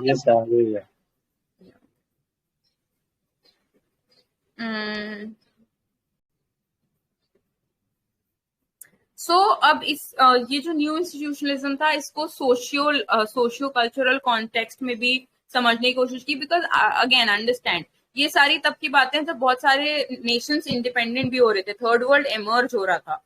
third world को आप सिर्फ फॉर्मल स्ट्रक्चर्स, फॉर्मल इंस्टीट्यूशंस के थ्रू एनालाइज नहीं कर सकते थे. आपको उनका सोशल एंड पॉलिटिकल कॉन्टेक्स्ट देख के, उनके अपने सेट ऑफ इनफॉर्मल रूल्स और नॉर्म्स देख के जिनसे उनका पॉलिटिकल बिहेवियर डिफाइन हो रहा है उसको भी इंक्लूड करना पड़ रहा था, एम्पेरिकली इंक्लूड करना पड़ रहा था. आप सिर्फ वो एक आइडियल पे नहीं जा सकते, एक नॉर्मेटिव इवैल्यूएशन पे नहीं जा सकते थे कि ये ऐसे ऐसे होना चाहिए तो पॉलिटिकल इंस्टीट्यूशंस ऐसे होनी चाहिए, यहाँ का ऐसा है यहाँ का ऐसा नहीं है, इस बेसिस पे कंपेयर कर लो. No, it had to be placed in a context, it had to be placed in a certain cultural norms, social norms, economic conditions जो कि उस वक्त उभर के आ रही थी कि अगर आप एक पेरिफेरल कंट्री में रहते हो तो आपका इकोनॉमिक पैटर्न्स भी आपके अलग होंगे. अंडरस्टैंड? सो उन चीजों को भी न्यू इंस्टीट्यूशनलिज्म देखने की कोशिश कर रहा था. अब इसके 3 डेरिवेटिव्स हैं, which is rational choice institutionalism, cultural institutionalism and structural institutionalism. Rational choice institutionalism basically ये कहता है कि जो institutions हैं those are created and therefore they change through a rational understanding of rational individuals. So institution matters because it affects an individual's political behavior. Rational individual के political behaviour को affect करता है. That is why institutions matter, that is why we should study these kind of institutions. इसमें cost benefit analysis Herbert Simon में आप पढ़ेंगे, ये जब पब्लिक एडमिनिस्ट्रेशन पढ़ेंगे तो cost benefit analysis, rational choice theory. So ऐसे institutions that are made by rational through cost benefit analysis and rational individuals, how they affect our behaviour, उसकी study होनी चाहिए. This rational choice institutionalism says. Cultural institutionalism says that जो institutions हैं they represent the prevailing culture of a society. मतलब अगर जैसे कि Italians का अपना एक कल्चर होता है तो उनके जितने इंस्टीट्यूशंस होंगे वो उस पे बेस्ड होंगे. तो आप you have to see institutions embodied in a certain culture and social context. तो उसको आप देख के चलो. That's what it says. ठीक है. These cultures and therefore those institutions provide the parameter through which you can analyze human political behavior. Then there are structural institutions. This says that individuals are merely bearer of functional role and political beliefs in an overarching social structure. This goes in a very Marxian understanding, क्योंकि Marxist and new Marxist structure की बहुत बात कर रहे हैं. तो ये कहते हैं, थोड़ा समझने की कोशिश करना, कि capitalism and capitalist labor is a structure. Capitalism is a larger structure. उसमें already roles defined हैं. So individuals, say the capitalist and the wage laborer, are mere bearers of the role. उनसे structure define नहीं हो रहा है, structure उनको define कर रहा है. तो ये बोलता है कि जो structure है, institutions उससे बन रहे हैं. आप वो एनालाइज करेगा आपका पॉलिटिकल बिहेवियर। ये समझ आया? Because it's a very important concept. ये स्ट्रक्चर बार बार आएगा कि agents, these are mere bearers of the role. Do you not get this? Did you get this? Please respond. See, I understand it's been 1.5 hours. I understand. Yeah, they got it. Yes, yes. Did you get it? If you did not get it, नहीं, हम जो बोल रहे हैं नहीं समझ आ रहा है, please बोलो, because these are tough concepts. I'm not lying. These are genuinely tough concepts. So, इसमें ये होता है कि इंडिविजुअल का कोई रोल नहीं है, स्ट्रक्चर डिफाइन करता है इंस्टीट्यूशंस, और उससे आपका पॉलिटिकल बिहेवियर डिफाइन होता है, उसके बेसिस पे आप करते हो। तो basically this is largely new institutionalism, जिसके 3 स्टैंड्स है: rational choice, sociological and cultural and structural. Okay, so we did political systems, we did वो। Now we have to do behavioral. Behavioral में कुछ वर्ड्स लिख लो। डेविड ईस्टन की behaviour theory आई थी, उसने एक स्पीच दी थी, उसमें बोला था कि आप साइंटिफिक रिसर्च को रिवाइव करो, ये वैल्यूज, नॉर्म्स, इन सब की बातों को पीछे ढकेलो। इसका there are some words that are very important. Behavioural approach में, बिहेवियरल अप्रोच बेसिकली क्या दिखता है? पॉलिटिकल बिहेवियर को एनालाइज करता है। इंसान का बिहेवियरल एनालाइज किया जा सकता है, उसको साइंटिफिकली मेजर किया जा सकता है, उसको फॉल्सिफाई भी किया जा सकता है, उस बेसिस पे आप चीजों को कंपेयर कर सकते हो। This is what basically behaviouralism says. So there is a unit of object that can be both theoretically and empirically analyzed. Then there is theoretical questions need to be stated through empirical research.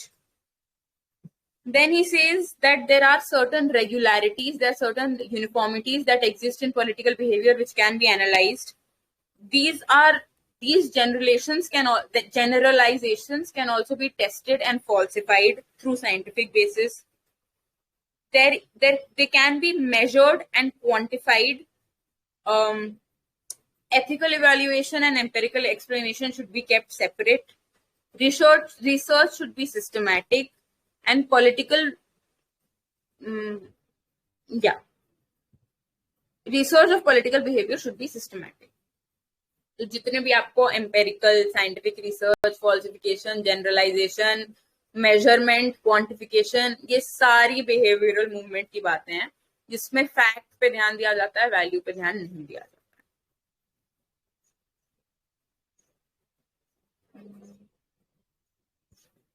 This is largely that. ये कुछ बातें याद रख लो।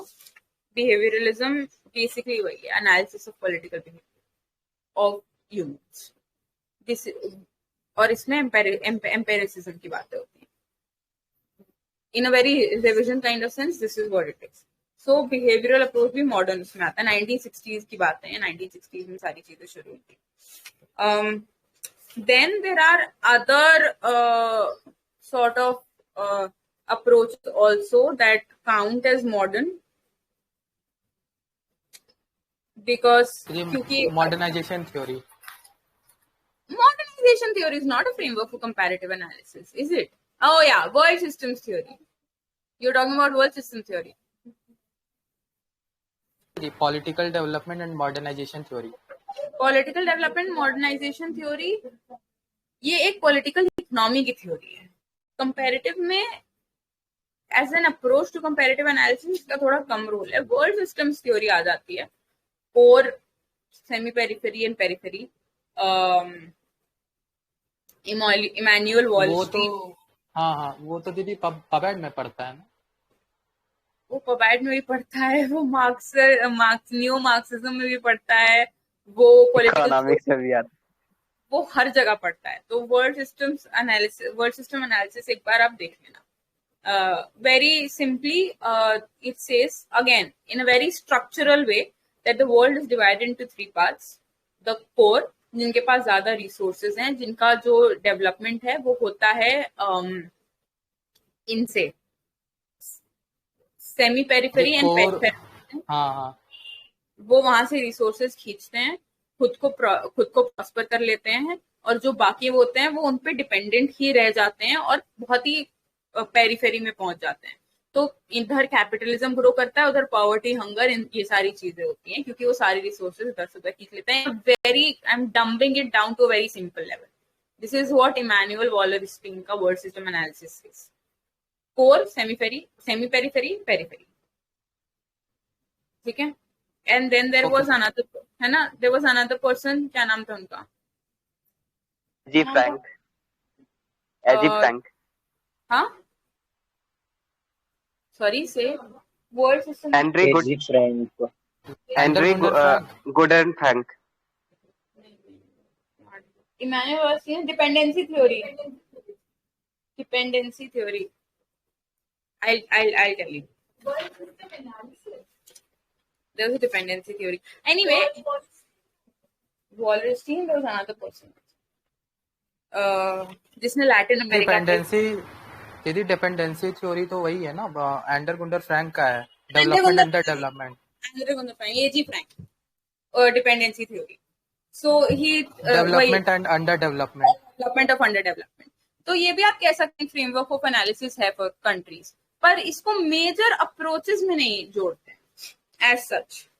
तो modern approaches में आपका new institutionalism आ गया। This psychological approach also, sociological approach है, इकोनॉमिक अप्रोच है, जो मार्क्सिस्ट बहुत लेते हैं इकोनॉमिक डिटर्मिनिज्म में, कि production and distribution of goods, production of goods and distribution of goods, इसके बेसिस पे आप इकोनॉमीज को एनालाइज कर सकते हो, आप पॉलिटिकल सिस्टम्स को एनालाइज कर सकते हो। मार्क्सिस्ट पे बहुत ज्यादा ध्यान देते हैं।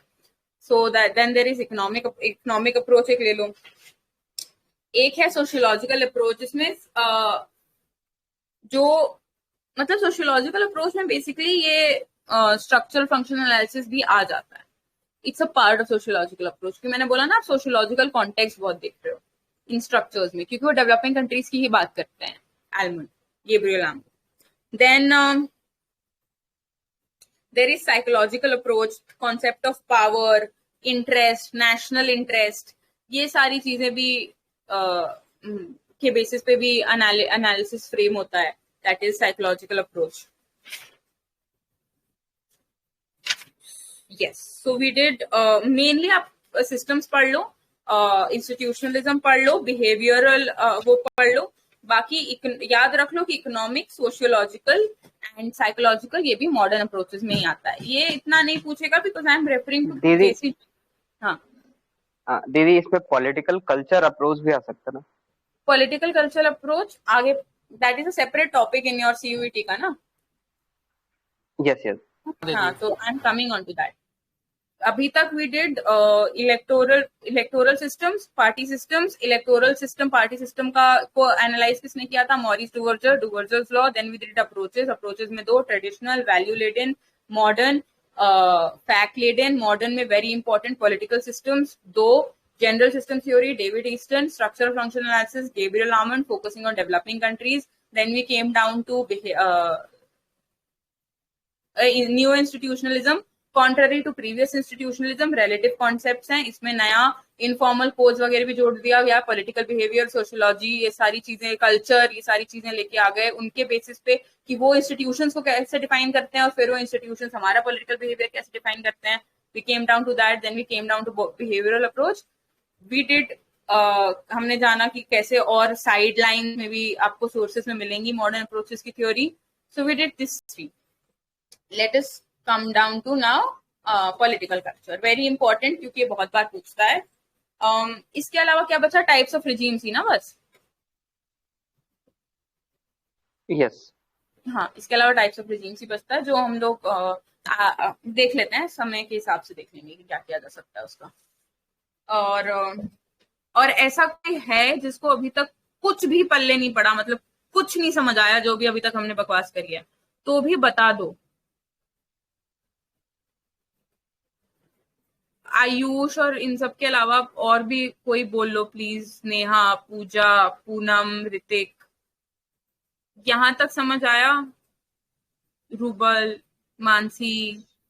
मैम थोड़ा कंफ्यूजिंग तो है लेकिन समझ आ जाएगा धीरे धीरे। हाँ थोड़ा कंफ्यूजिंग मैम है। जो बाद में जो कुछ थ्योरीज बताई ना आपने, जैसे नियो इंस्टीट्यूशनलिज्म, मतलब इस टाइम पे जो बताई थी वो थोड़ा सा कंफ्यूजिंग है। न्यू इंस्टीट्यूशनलिज्म, हाँ कंफ्यूजिंग तो है। न्यू इंस्टीट्यूशनलिज्म इसलिए कंफ्यूजिंग है ना बाबा, क्योंकि आप लोग इंस्टीट्यूशन, स्ट्रक्चर्स और ऑर्गेनाइजेशन इन तीनों को एक मान लेते हो। आपको लगता है कि ये अगर this is like if this wall, these 4 walls, it's a structure. Infrastructure हम लोग इतना बोलते हैं ना, हमारे दिमाग में इतना घुसा हुआ है ना कि हमें लगता है स्ट्रक्चर वही है। वो स्ट्रक्चर नहीं। पॉलिटिकल थ्योरी में स्ट्रक्चर, इंस्टीट्यूशंस वो नहीं होते हैं। Institutions is like a set of norms, say rules, abstract concepts जो फॉर्म करते हैं कि इसमें इनका रोल अब क्या होगा। देन जो स्ट्रक्चर की हम बात करते हैं ना, स्ट्रक्चर इससे भी थोड़ा ऊपर चलता है। मार्क्स कहता है कि मार्क्स इज कैपिटलिज्म। जो पुलुंजास वो आपने पढ़ा है? Okay. Do you want me to remember that Kamachi is your brother? Poulantzas and अरे पॉलिटिकल थ्योरी में पढ़ा होगा, please don't do this.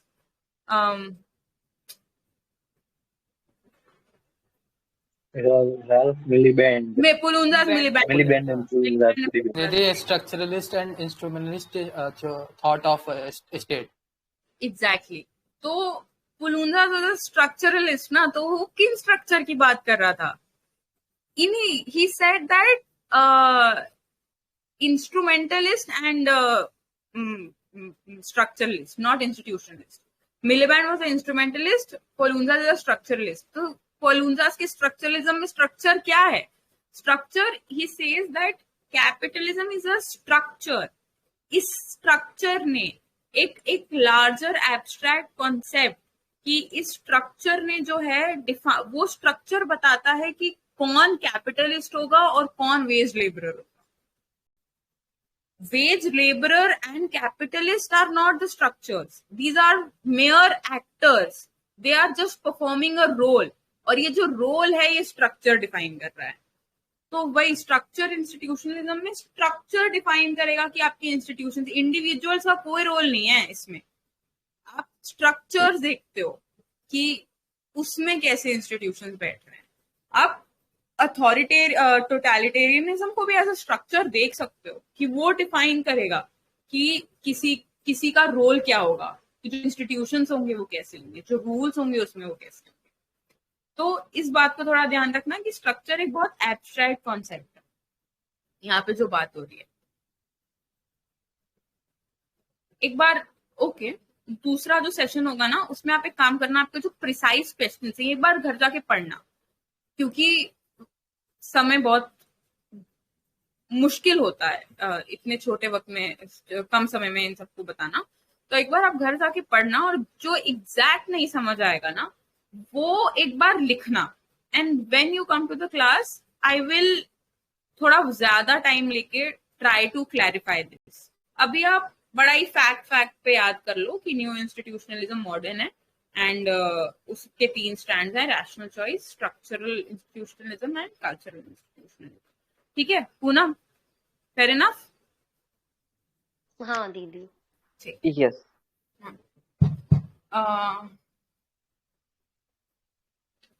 Okay, so let us come to political culture. Political culture, Gabriel Almond, Sidney Verba, इनकी किताब का नाम याद कर लो, the civic culture, political attitudes and democracy in 5 Nations.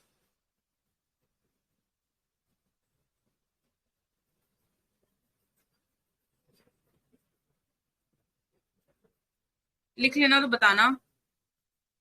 The civic culture, political attitudes and democracy in 5 nations। वो 5 nation क्या है, किसी को याद है? दीदी UK, USA, Italy, Germany, Mexico. Good. UK, US, Germany, Mexico, Italy. अब सबसे इम्पोर्टेंट मैंने साइड में लिख के रखा है, लुशियन पाई की डेफिनेशन पूछता है बहुत बार कि ये डेफिनेशन पॉलिटिकल कल्चर की किसकी है, तो वो लिख लो. Lucian Pye defines it as a set of attitudes, beliefs, and sentiments which give order and meaning to political process, which provide underlying rules that govern behavior in political societies. Behavior in politics, sorry. Set of attitudes, beliefs, and sentiments which gives order and meaning to political process, which provide underlying rules that govern behavior in politics. ये Lucian पाई की definition है. ये कई जगह पूछता है कि definition किसकी है. अब गैब्रियल आर्मंड और सिडनी वर्बा की भी डेफिनेशन एक बार लिख लो, इसको हम लोग डिस्कस करेंगे. He says it's like pattern of Almond and Verba की definition. Pattern of orientations to political objects among the members of a nation. Patterns of orientation towards political objects among the members of a nation. ठीक है, ये दो definition बहुत important है, इनमें confuse मत होना. किताब का नाम भी आपने लिख लिया. Now let us come to what is actually a political culture. आपने कभी देखा है कि कुछ कंट्रीज ऐसी होती हैं जिसमें कुछ लोग होते हैं जिनको फर्क ही नहीं पड़ता पॉलिटिक्स से. उनको उनके इन जनरल टेंडेंसी है कि वो दूर ही रहना चाहते हैं, उनको चाहिए ही नहीं. कुछ होते हैं जो बड़ा पार्टिसिपेटिव होते हैं, बड़ी डेमोक्रेसी होती है, उसमें बहुत लोग पार्टिसिपेट करते हैं. बहुत सारे पॉलिटिकल ऑफिसेस खुले होते हैं, लोग चाहते हैं कि पॉलिटिकल प्रोसेस को समझना चाहते हैं, जानना चाहते हैं, चीजों को जानना चाहते हैं. कुछ सोसाइटीज होती है जिसमें लॉ एंड ऑर्डर मेंटेन्ड है, लोग अपना अपना काम करते हैं. तो ये जो कई तरह की चीजें हैं, ये क्या डिफाइन करता है? This talks about the political culture in a society. Culture is again आपके जितने भी कल्चर में क्या होता है, आपके कुछ रूल्स होते हैं, कुछ इनफॉर्मल रूल्स होते हैं, कुछ बातें होती हैं. जैसे कुछ कल्चर में, जैसे मान लो क्या है, कुछ कल्चर में नॉर्म्स होती है, बिलीफ्स होती है. बिलीफ जैसे कि हमें अगर हर 5 साल पे हमें एक नया प्राइम मिनिस्टर चाहिए तो हम वोट देने जाते हैं. ये एक बिलीफ हुआ, नॉर्म हुआ, वैल्यू. ये आपके अभी हम लोग कल्चर पे हैं, तो एक कल्चर होता है. पॉलिटिकल कल्चर क्या होगा? पॉलिटिक्स के संदर्भ में आपका क्या कल्चर है, आपके क्या रूल्स हैं, आपके क्या नॉर्म्स हैं, आपके क्या एस्पिरेशंस हैं, ये सारी चीजें. तो ये पॉलिटिकल कल्चर हो जो अलग अलग कंट्रीज का अलग अलग होता है. ऑब्वियस सी बात है, सोसाइटी अगर अलग अलग है तो उनका पॉलिटिकल कल्चर भी अलग अलग ही होगा. उसके बेसिस पे एनालिसिस किया था गैब्रियल आर्मंड और सिडनी वर्बा ने. अब ये कहते हैं, ये डिफाइन करते हैं distributions of patterns of orientations towards political object. अब ये ओरिएंटेशंस क्या है? ये कहते हैं ये जो ओरिएंटेशन है ये 3 तरह के होंगे.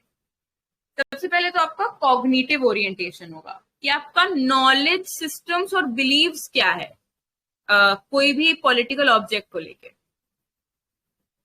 या रुको, wait, let us talk about political objects first, तब ज्यादा अच्छे समझ आएगा.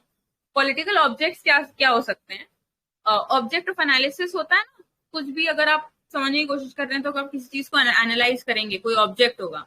सिडनी वर्बा और गैब्रियल आर्मंड कहते हैं ऑब्जेक्ट्स आर 3 तरह के हो सकते हैं. कोई स्पेसिफिक रोल्स और स्ट्रक्चर हो सकता है.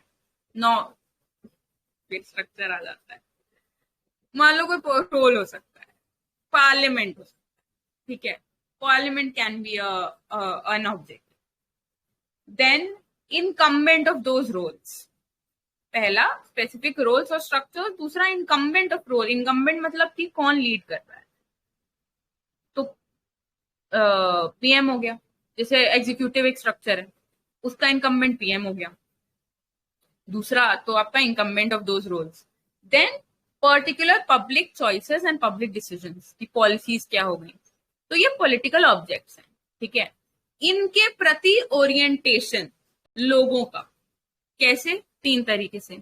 पहला कॉग्निटिव ओरिएंटेशन, कि आपको नॉलेज कितनी है, आपके बिलीव्स क्या है उनके बारे में, आप उनको अच्छा मानते हैं, बुरा मानते हैं, क्या मतलब नॉलेज कितनी है आपको उनके बारे में। Let us stick to this, that is cognitive. दूसरा अफेक्टिव ओरिएंटेशन, कि आपकी फीलिंग क्या है उनको लेके, how do you feel about it. तीसरा evaluative orientation, judgement and opinion, सही है गलत है, आपका क्या ओपिनियन है, आप कैसे उसको जज कर रहे हो। तो पॉलिटिकल ऑब्जेक्ट्स हो गए आपके structures, incumbent of those roles, and आपकी जो पब्लिक डिसीजंस हो रहे हैं, इनके प्रति आपका कॉग्निटिव ओरिएंटेशन क्या है, कि आपको उनके बारे में कितनी नॉलेज है। फिर आपको नॉलेज हो गई तो आप उनके बारे में फील कैसे करते हैं, अच्छा करते बुरा करते क्या करते हैं, उसके हिसाब से आप उसको इवैल्यूएट कैसे करते हैं कि सही है गलत है क्या हो रहा है। ये दीज आर ये आपका बनाता है बेसिकली पॉलिटिकल कल्चर। कैसे, अगर आपका जितना ओरिएंटेशन है पॉलिटिकल ऑब्जेक्ट्स के थ्रू वो किस कॉम्बिनेशन में होगा, इससे आपका पॉलिटिकल कल्चर बनेगा। तो इनके कॉम्बिनेशन से वो कहते हैं 3 तरह का पॉलिटिकल कल्चर बनता है। कोई किसी को याद है? Civic, parochial, subjective and participative. Exactly. Parochial is general Also, ignorance. हाँ. And they also give the sleeping dog theory in the concept of मतलब यूएसए के कॉन्सेप्ट में दिया था उन लोगों ने। कौन सा theory? The sleeping dog theory, कि मतलब यूएसए के लोग ऐसे मतलब कोई भी चीज होती रहती है तो उनसे उन लोग को मतलब नहीं रहता, लेकिन अगर कोई भी मतलब अगर ऐसे अफेक्टिव चीज होती है, जैसे कोई पॉलिसी आती है या फिर कुछ रूल या फिर कोई रेगुलेशन आता है, तो वो लोग तुरंत एक्टिव हो जाते हैं। जैसे एक सड़क पे सोया हुआ अगर डॉग है तो उसको किसी चीज से मतलब नहीं, लेकिन अगर उसके खिलाफ या फिर उसके लिए कोई अगर एक्शन ले तो वो तुरंत जो होता है वो एक्टिव हो जाता है। तो वो थ्योरी दिया था स्लीपिंग डॉग थ्योरी। जैसे कि ट्रम्प ने जो है एक बार अभी वो हुआ था तो फिर सभी लोग पार्लियामेंट में घुस आए थे तुरंत अमेरिका में। Okay, fair enough. अच्छी बात बताई आपने, ये मैंने नहीं पढ़ा था कभी अभी तक। Thank you. सो हाँ, parochial, subject and participator. Parochial में बेसिकली क्या होता है, जैसे जनरल इग्नोरेंस। अब इसमें आ जाता है ओरिएंटेशन क्या है। ओरिएंटेशन जनरल इग्नोरेंस है टुवर्ड्स पॉलिटिकल ऑब्जेक्ट्स, ठीक है। कोई ज्यादा इन्वॉल्वमेंट नहीं है, और ये बेसिकली थोड़ा पोरली डेवलप्ड जो कंट्रीज होते हैं उसमें होता है, जैसे कि सब सहारन अफ्रीका हो गया और इन सारी चीजों में। जैसे जनरल इग्नोरेंस, तो ओरिएंटेशन आपका थोड़ा इग्नोरेंस की तरफ होता है।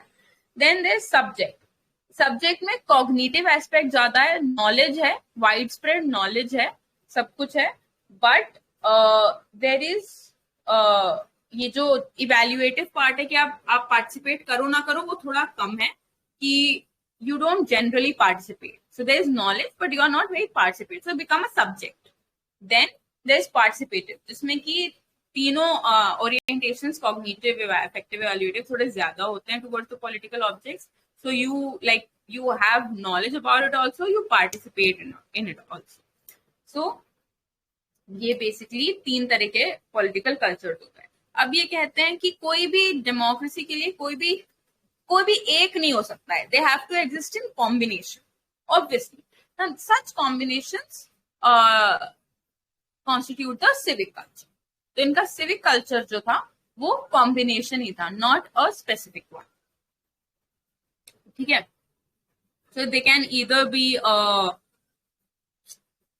parochial, subjective, they can either be participative and subject. So he says कि जो बेसिकली डेमोक्रेसीज होती है, फॉर एग्जाम्पल यूएस यूके जो बोलते हैं कि इनका ज्यादा अच्छा था, तो इसमें सब्जेक्ट पार्टिसिपेटिव कल्चर का कॉम्बिनेशन थोड़ा ज्यादा था, पैरोकियल का थोड़ा कम था। तो दैट्स व्हाट ही सेज कि डेमोक्रेसीज में इन दो चीजों का मिक्सचर होता है। That was about political culture. इसमें और किसी को कुछ ऐड करना है?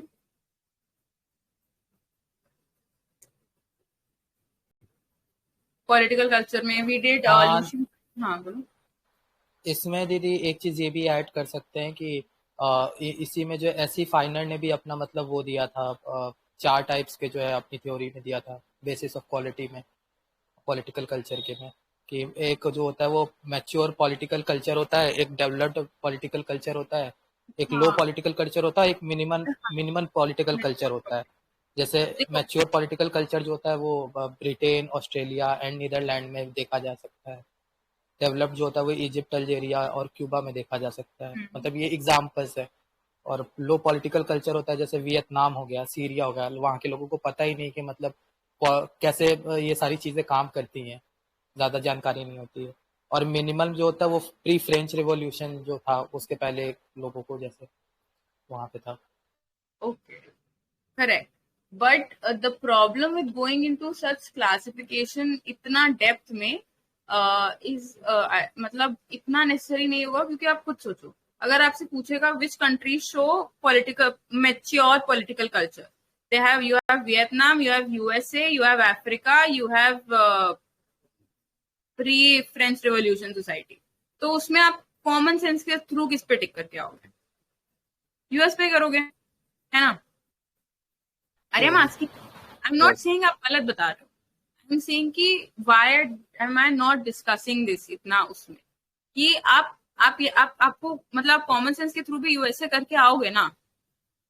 आई एम नॉट, मतलब सब लोग बोलो यार, इतना तो एमसीक्यू स्ट्रैटेजिकली तो देखते हो ना। Yes. तो आपको स्ट्रैटेजी क्या है एमसीक्यू को देख के? एलिमिनेशन ही होता है ना, कॉमन सेंस एंड एलिमिनेशन। इससे ज्यादा आपको एमसीक्यू में क्या चाहिए? बहुत इजी हो जाता है एमसीक्यू, अगर आप बस क्वेश्चन एक बार ध्यान से पढ़ के थोड़ा सा कॉमन सेंस लगा दो। तो what I am saying is, क्योंकि अभी कम समय बचा हुआ है, तो आप ये सब चीजें पढ़ लो, पर आप मेन ध्यान दो जो कि बार बार रिपीट हो रहा है, क्योंकि कॉमन सेंस से तो मेरे 3-4 निकल गए थे सीयूईटी में, इधर उधर थोड़ा दिमाग लगा के। तो I am not saying that it is wrong to go into such depth, you should definitely go into such depth, but only after your main areas have been covered. तो the purpose of this class was कि हम ये main areas एक बार cover कर लें, ताकि और इसके बाद, क्योंकि जब आप बेसिक्स कवर करोगे तभी आपके डाउट्स आएंगे, जो कि आई एम प्रिटी श्योर बहुत सारे लोगों के दिमाग में होंगे, specially in approaches. Political electoral system and party system तो वैसे भी इंसान समझ लेता है, कोई दिक्कत नहीं आती। अप्रोचेस में और अप्रोचेस में थोड़ा सा ज्यादा डिफिकल्टी होती है। So we can have a doubt clearing session for approaches, and then we can do regimes also. In regimes, we will do liberal democratic, totalitarian, authoritative, presidential, semi-presidential, and what? Parliamentary. ठीक है, किसी को कोई दिक्कत है, किसी को चाहिए कि दूसरी क्लास ना रखें, इसी क्लास में खत्म कर दें, तो still we have like 6 minutes left. I can do that. I can explain regimes. दूसरी क्लास रखनी है या फिर are you okay with it? दीदी रख जितना सकते हो है तो उतना थोड़ा तो आप अगली जितना जी बोलिए आपने बोलिए। आप बता रहे थे उतना तो आप मतलब आज ही करा दीजिए, अगर किसी को कोई डाउट होगा तो दोबारा कर लेंगे। ठीक है, जितना करा रहे थे उतना मैंने बस रेजीम्स में मैंने जितना पढ़ा था वो हम बता देते हैं। I did liberal democracy, totalitarianism and authoritarianism. Very interesting. ठीक है, सी डेमोक्रेटिक, उसमें आपका क्या होता है, फॉर्मल लीगल रूल्स होते हैं, आपकी civil liberties, individual rights protected होती हैं। हाँ सॉरी, गलती से माइक रह गया। कोई बात नहीं, it's okay. Yeah, so they are based on formal legal rules. The civil liberties and rights are defined and guaranteed. Then there are regular elections. Then party competition hota hai, political pluralism hota hai, different parties can compete. There's private enterprise economy, there's market system. So these are the characteristics of liberal democracy. Now totalitarian regimes. Totalitarian regimes, very important is that there is an official ideology. There's always be an official ideology. Nazism, Hitler was based on an ideology against the Jews. Stalin had a very strong ideology. So जितनी भी totalitarian regimes होंगी उनमें ideologies होगी. ठीक है, there will be a one party state, not single party dominant rule, a one party state, constitutional banning over all other opposition parties, monopoly over the means of mass communication, जितने भी communication currency है सब है, इस पे monopoly होगी state की rather one figure की. There would be state control over all aspects of life. ठीक है, एक बहुत interesting अच्छा wait, let us come to authoritarian regimes. So, इसमें क्या होगा, एक स्मॉल ग्रुप होगा जो बहुत ज्यादा अथॉरिटी में होगा, पावर में होगा. ठीक है, गवर्नमेंट जो है वो कॉन्स्टिट्यूशनली रिस्पॉन्सिबल नहीं होगी, पब्लिक को इतना ज्यादा अकाउंटेबल नहीं होगी.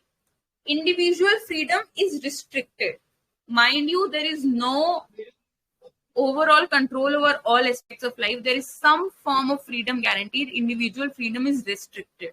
Understand this. There may be institutional and legal, other chota opposition may be there, but they are highly suppressed. There is a crackdown on opposition. What I was referring to is a very interesting article by Hannah Arendt. She's a very prominent writer, beautiful writer. उनका बहुत interesting article है on authority. सो उसमें she says that the difference between totalitarian and authoritarian regime is, in authoritarian regimes there is a scope for some kind of freedom. Some, मतलब your freedom is restricted, but in totalitarian regimes there is a removal of any spontaneity. मतलब आपका freedom का instinct भी नहीं होगा ऐसी regimes में. So it's a very interesting distinction जो कि इसमें भी लिखा है कि there is a restriction over authority. इसमें there is state control over all aspects of life. There is elimination of the very spontaneity and instinct that lies within you. So we did democratic regimes, totalitarian regimes, authoritarian regimes, autocratic regimes भी authoritarian regimes और ये totalitarian के बीच में ही होती हैं. इनके characteristics authoritarian से ज्यादा मिलते हैं. ठीक है, totalitarian regimes, Nazi regime was a totalitarian regime, Stalin का regime was a totalitarian regimes, authoritative regimes Mexico में थी, जापान में थी, और Italy, was it in Italy? Fascist parties? Mussolini. Yes, the Mussolini. So these are there's a difference between authoritarian and totalitarian regimes. Always Saddam Hussein, Iran. Huh? Of course, definitely.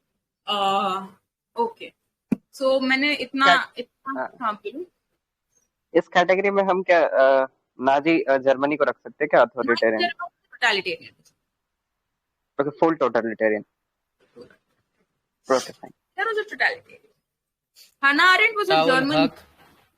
Ziaul हक भी दी थी पाकिस्तान में. हाँ, Ziaul was an authoritarian regime. आप खुद सोचो ना, Hitler के टाइम पे देयर वाज अ कंप्लीट, मतलब आपके इंस्टिंक्ट में भी नहीं आएगा कि आप जूस को सपोर्ट करो. शर्मा जी एक मिनट बस आ रहे हैं. हाँ बस एक. तो या सो हन्ना वाज अ जू. वो एक्चुअली आई थी जर्मनी से भाग के, and she wrote against these totalitarian regimes in the reference of Hitler and Stalin. So, okay.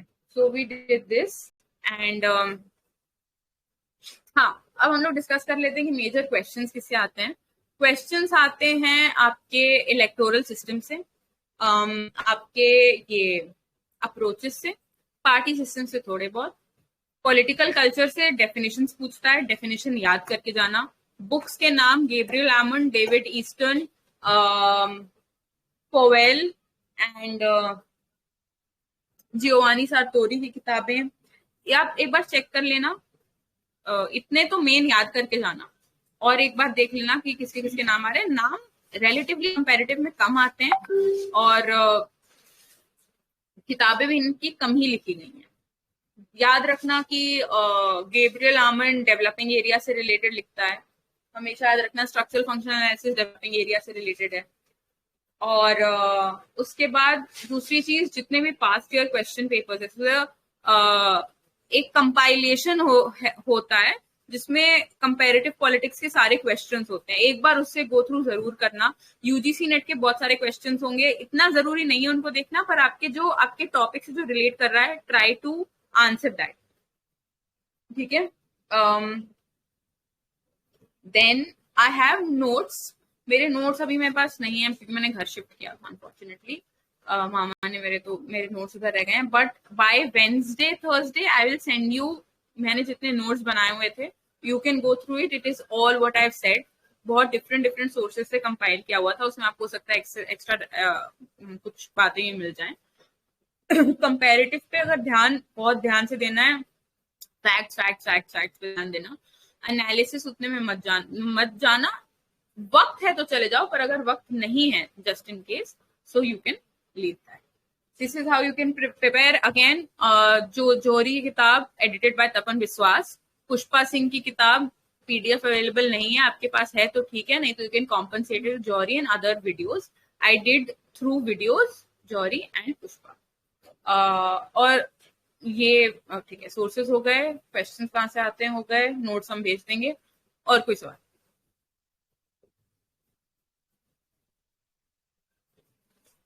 दीदी एक क्वेश्चन है, जैसे कि इसमें मोस्ट ऑफ जगह में हम देखे हैं कि जैसे बिहेवियरल अप्रोच का फाउंडिंग फादर चार्ल्स मैरिम को हम मानते हैं क्या, और father of behavioural approach David Easton. हाँ, बिहेवियर अप्रोच तो डेविड ईस्टन था ना, उसने अमेरिकन पॉलिटिकल एसोसिएशन में स्पीच दी थी, तो वो हो गया था, ऐसा ही तो था, ओपी काबा में लिखा तो हुआ है। किसको आप कह रहे थे? Founding father of behavioural approach Charles Merriam. No दीदी, बिहेवियरल अप्रोच के फाउंडिंग फादर जो है वो चार्ल्स मैरियम है, और पॉलिटिकल सिस्टम अप्रोच के जो है वो डेविड ईस्टन है। डेविड ईस्टन है, अच्छा। जनरल सिस्टम्स, हाँ, पॉलिटिकल सिस्टम्स के, अच्छा, ओके। नहीं, कहीं दीदी मैंने कहीं देखा है कि जैसे इसको फादर ऑफ ये बिहेवियरल अप्रोच भी माना गया है, जैसे कहीं मैंने देखा, कहीं देखा गॉड फादर इसको लिखता है। एग्जैक्टली, वही तो मैंने भी पढ़ा था। कोई नहीं, I will, can you text this to me? How do I put my number? इधर कोई सिस्टम होता है so I can put my number something?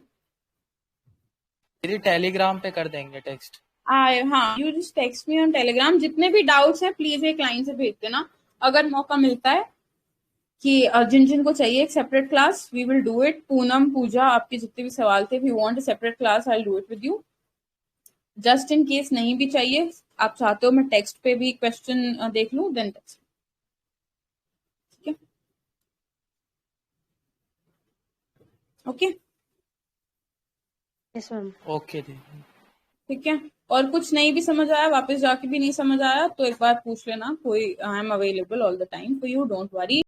Comparative can be a bit tough, थोड़ा सा ध्यान से पढ़ेंगे तो समझ आ जाएगा, इतना भी वो नहीं लगेगा, एक आध बार पढ़ना होगा, ज्यादा इस पे ध्यान नहीं देना है, छोटा 2-4 सवाल आएंगे, ज्यादा नहीं है, ठीक है? All the best buddies. Good evening दीदी। दीदी, ओके, बाय, टेक केयर।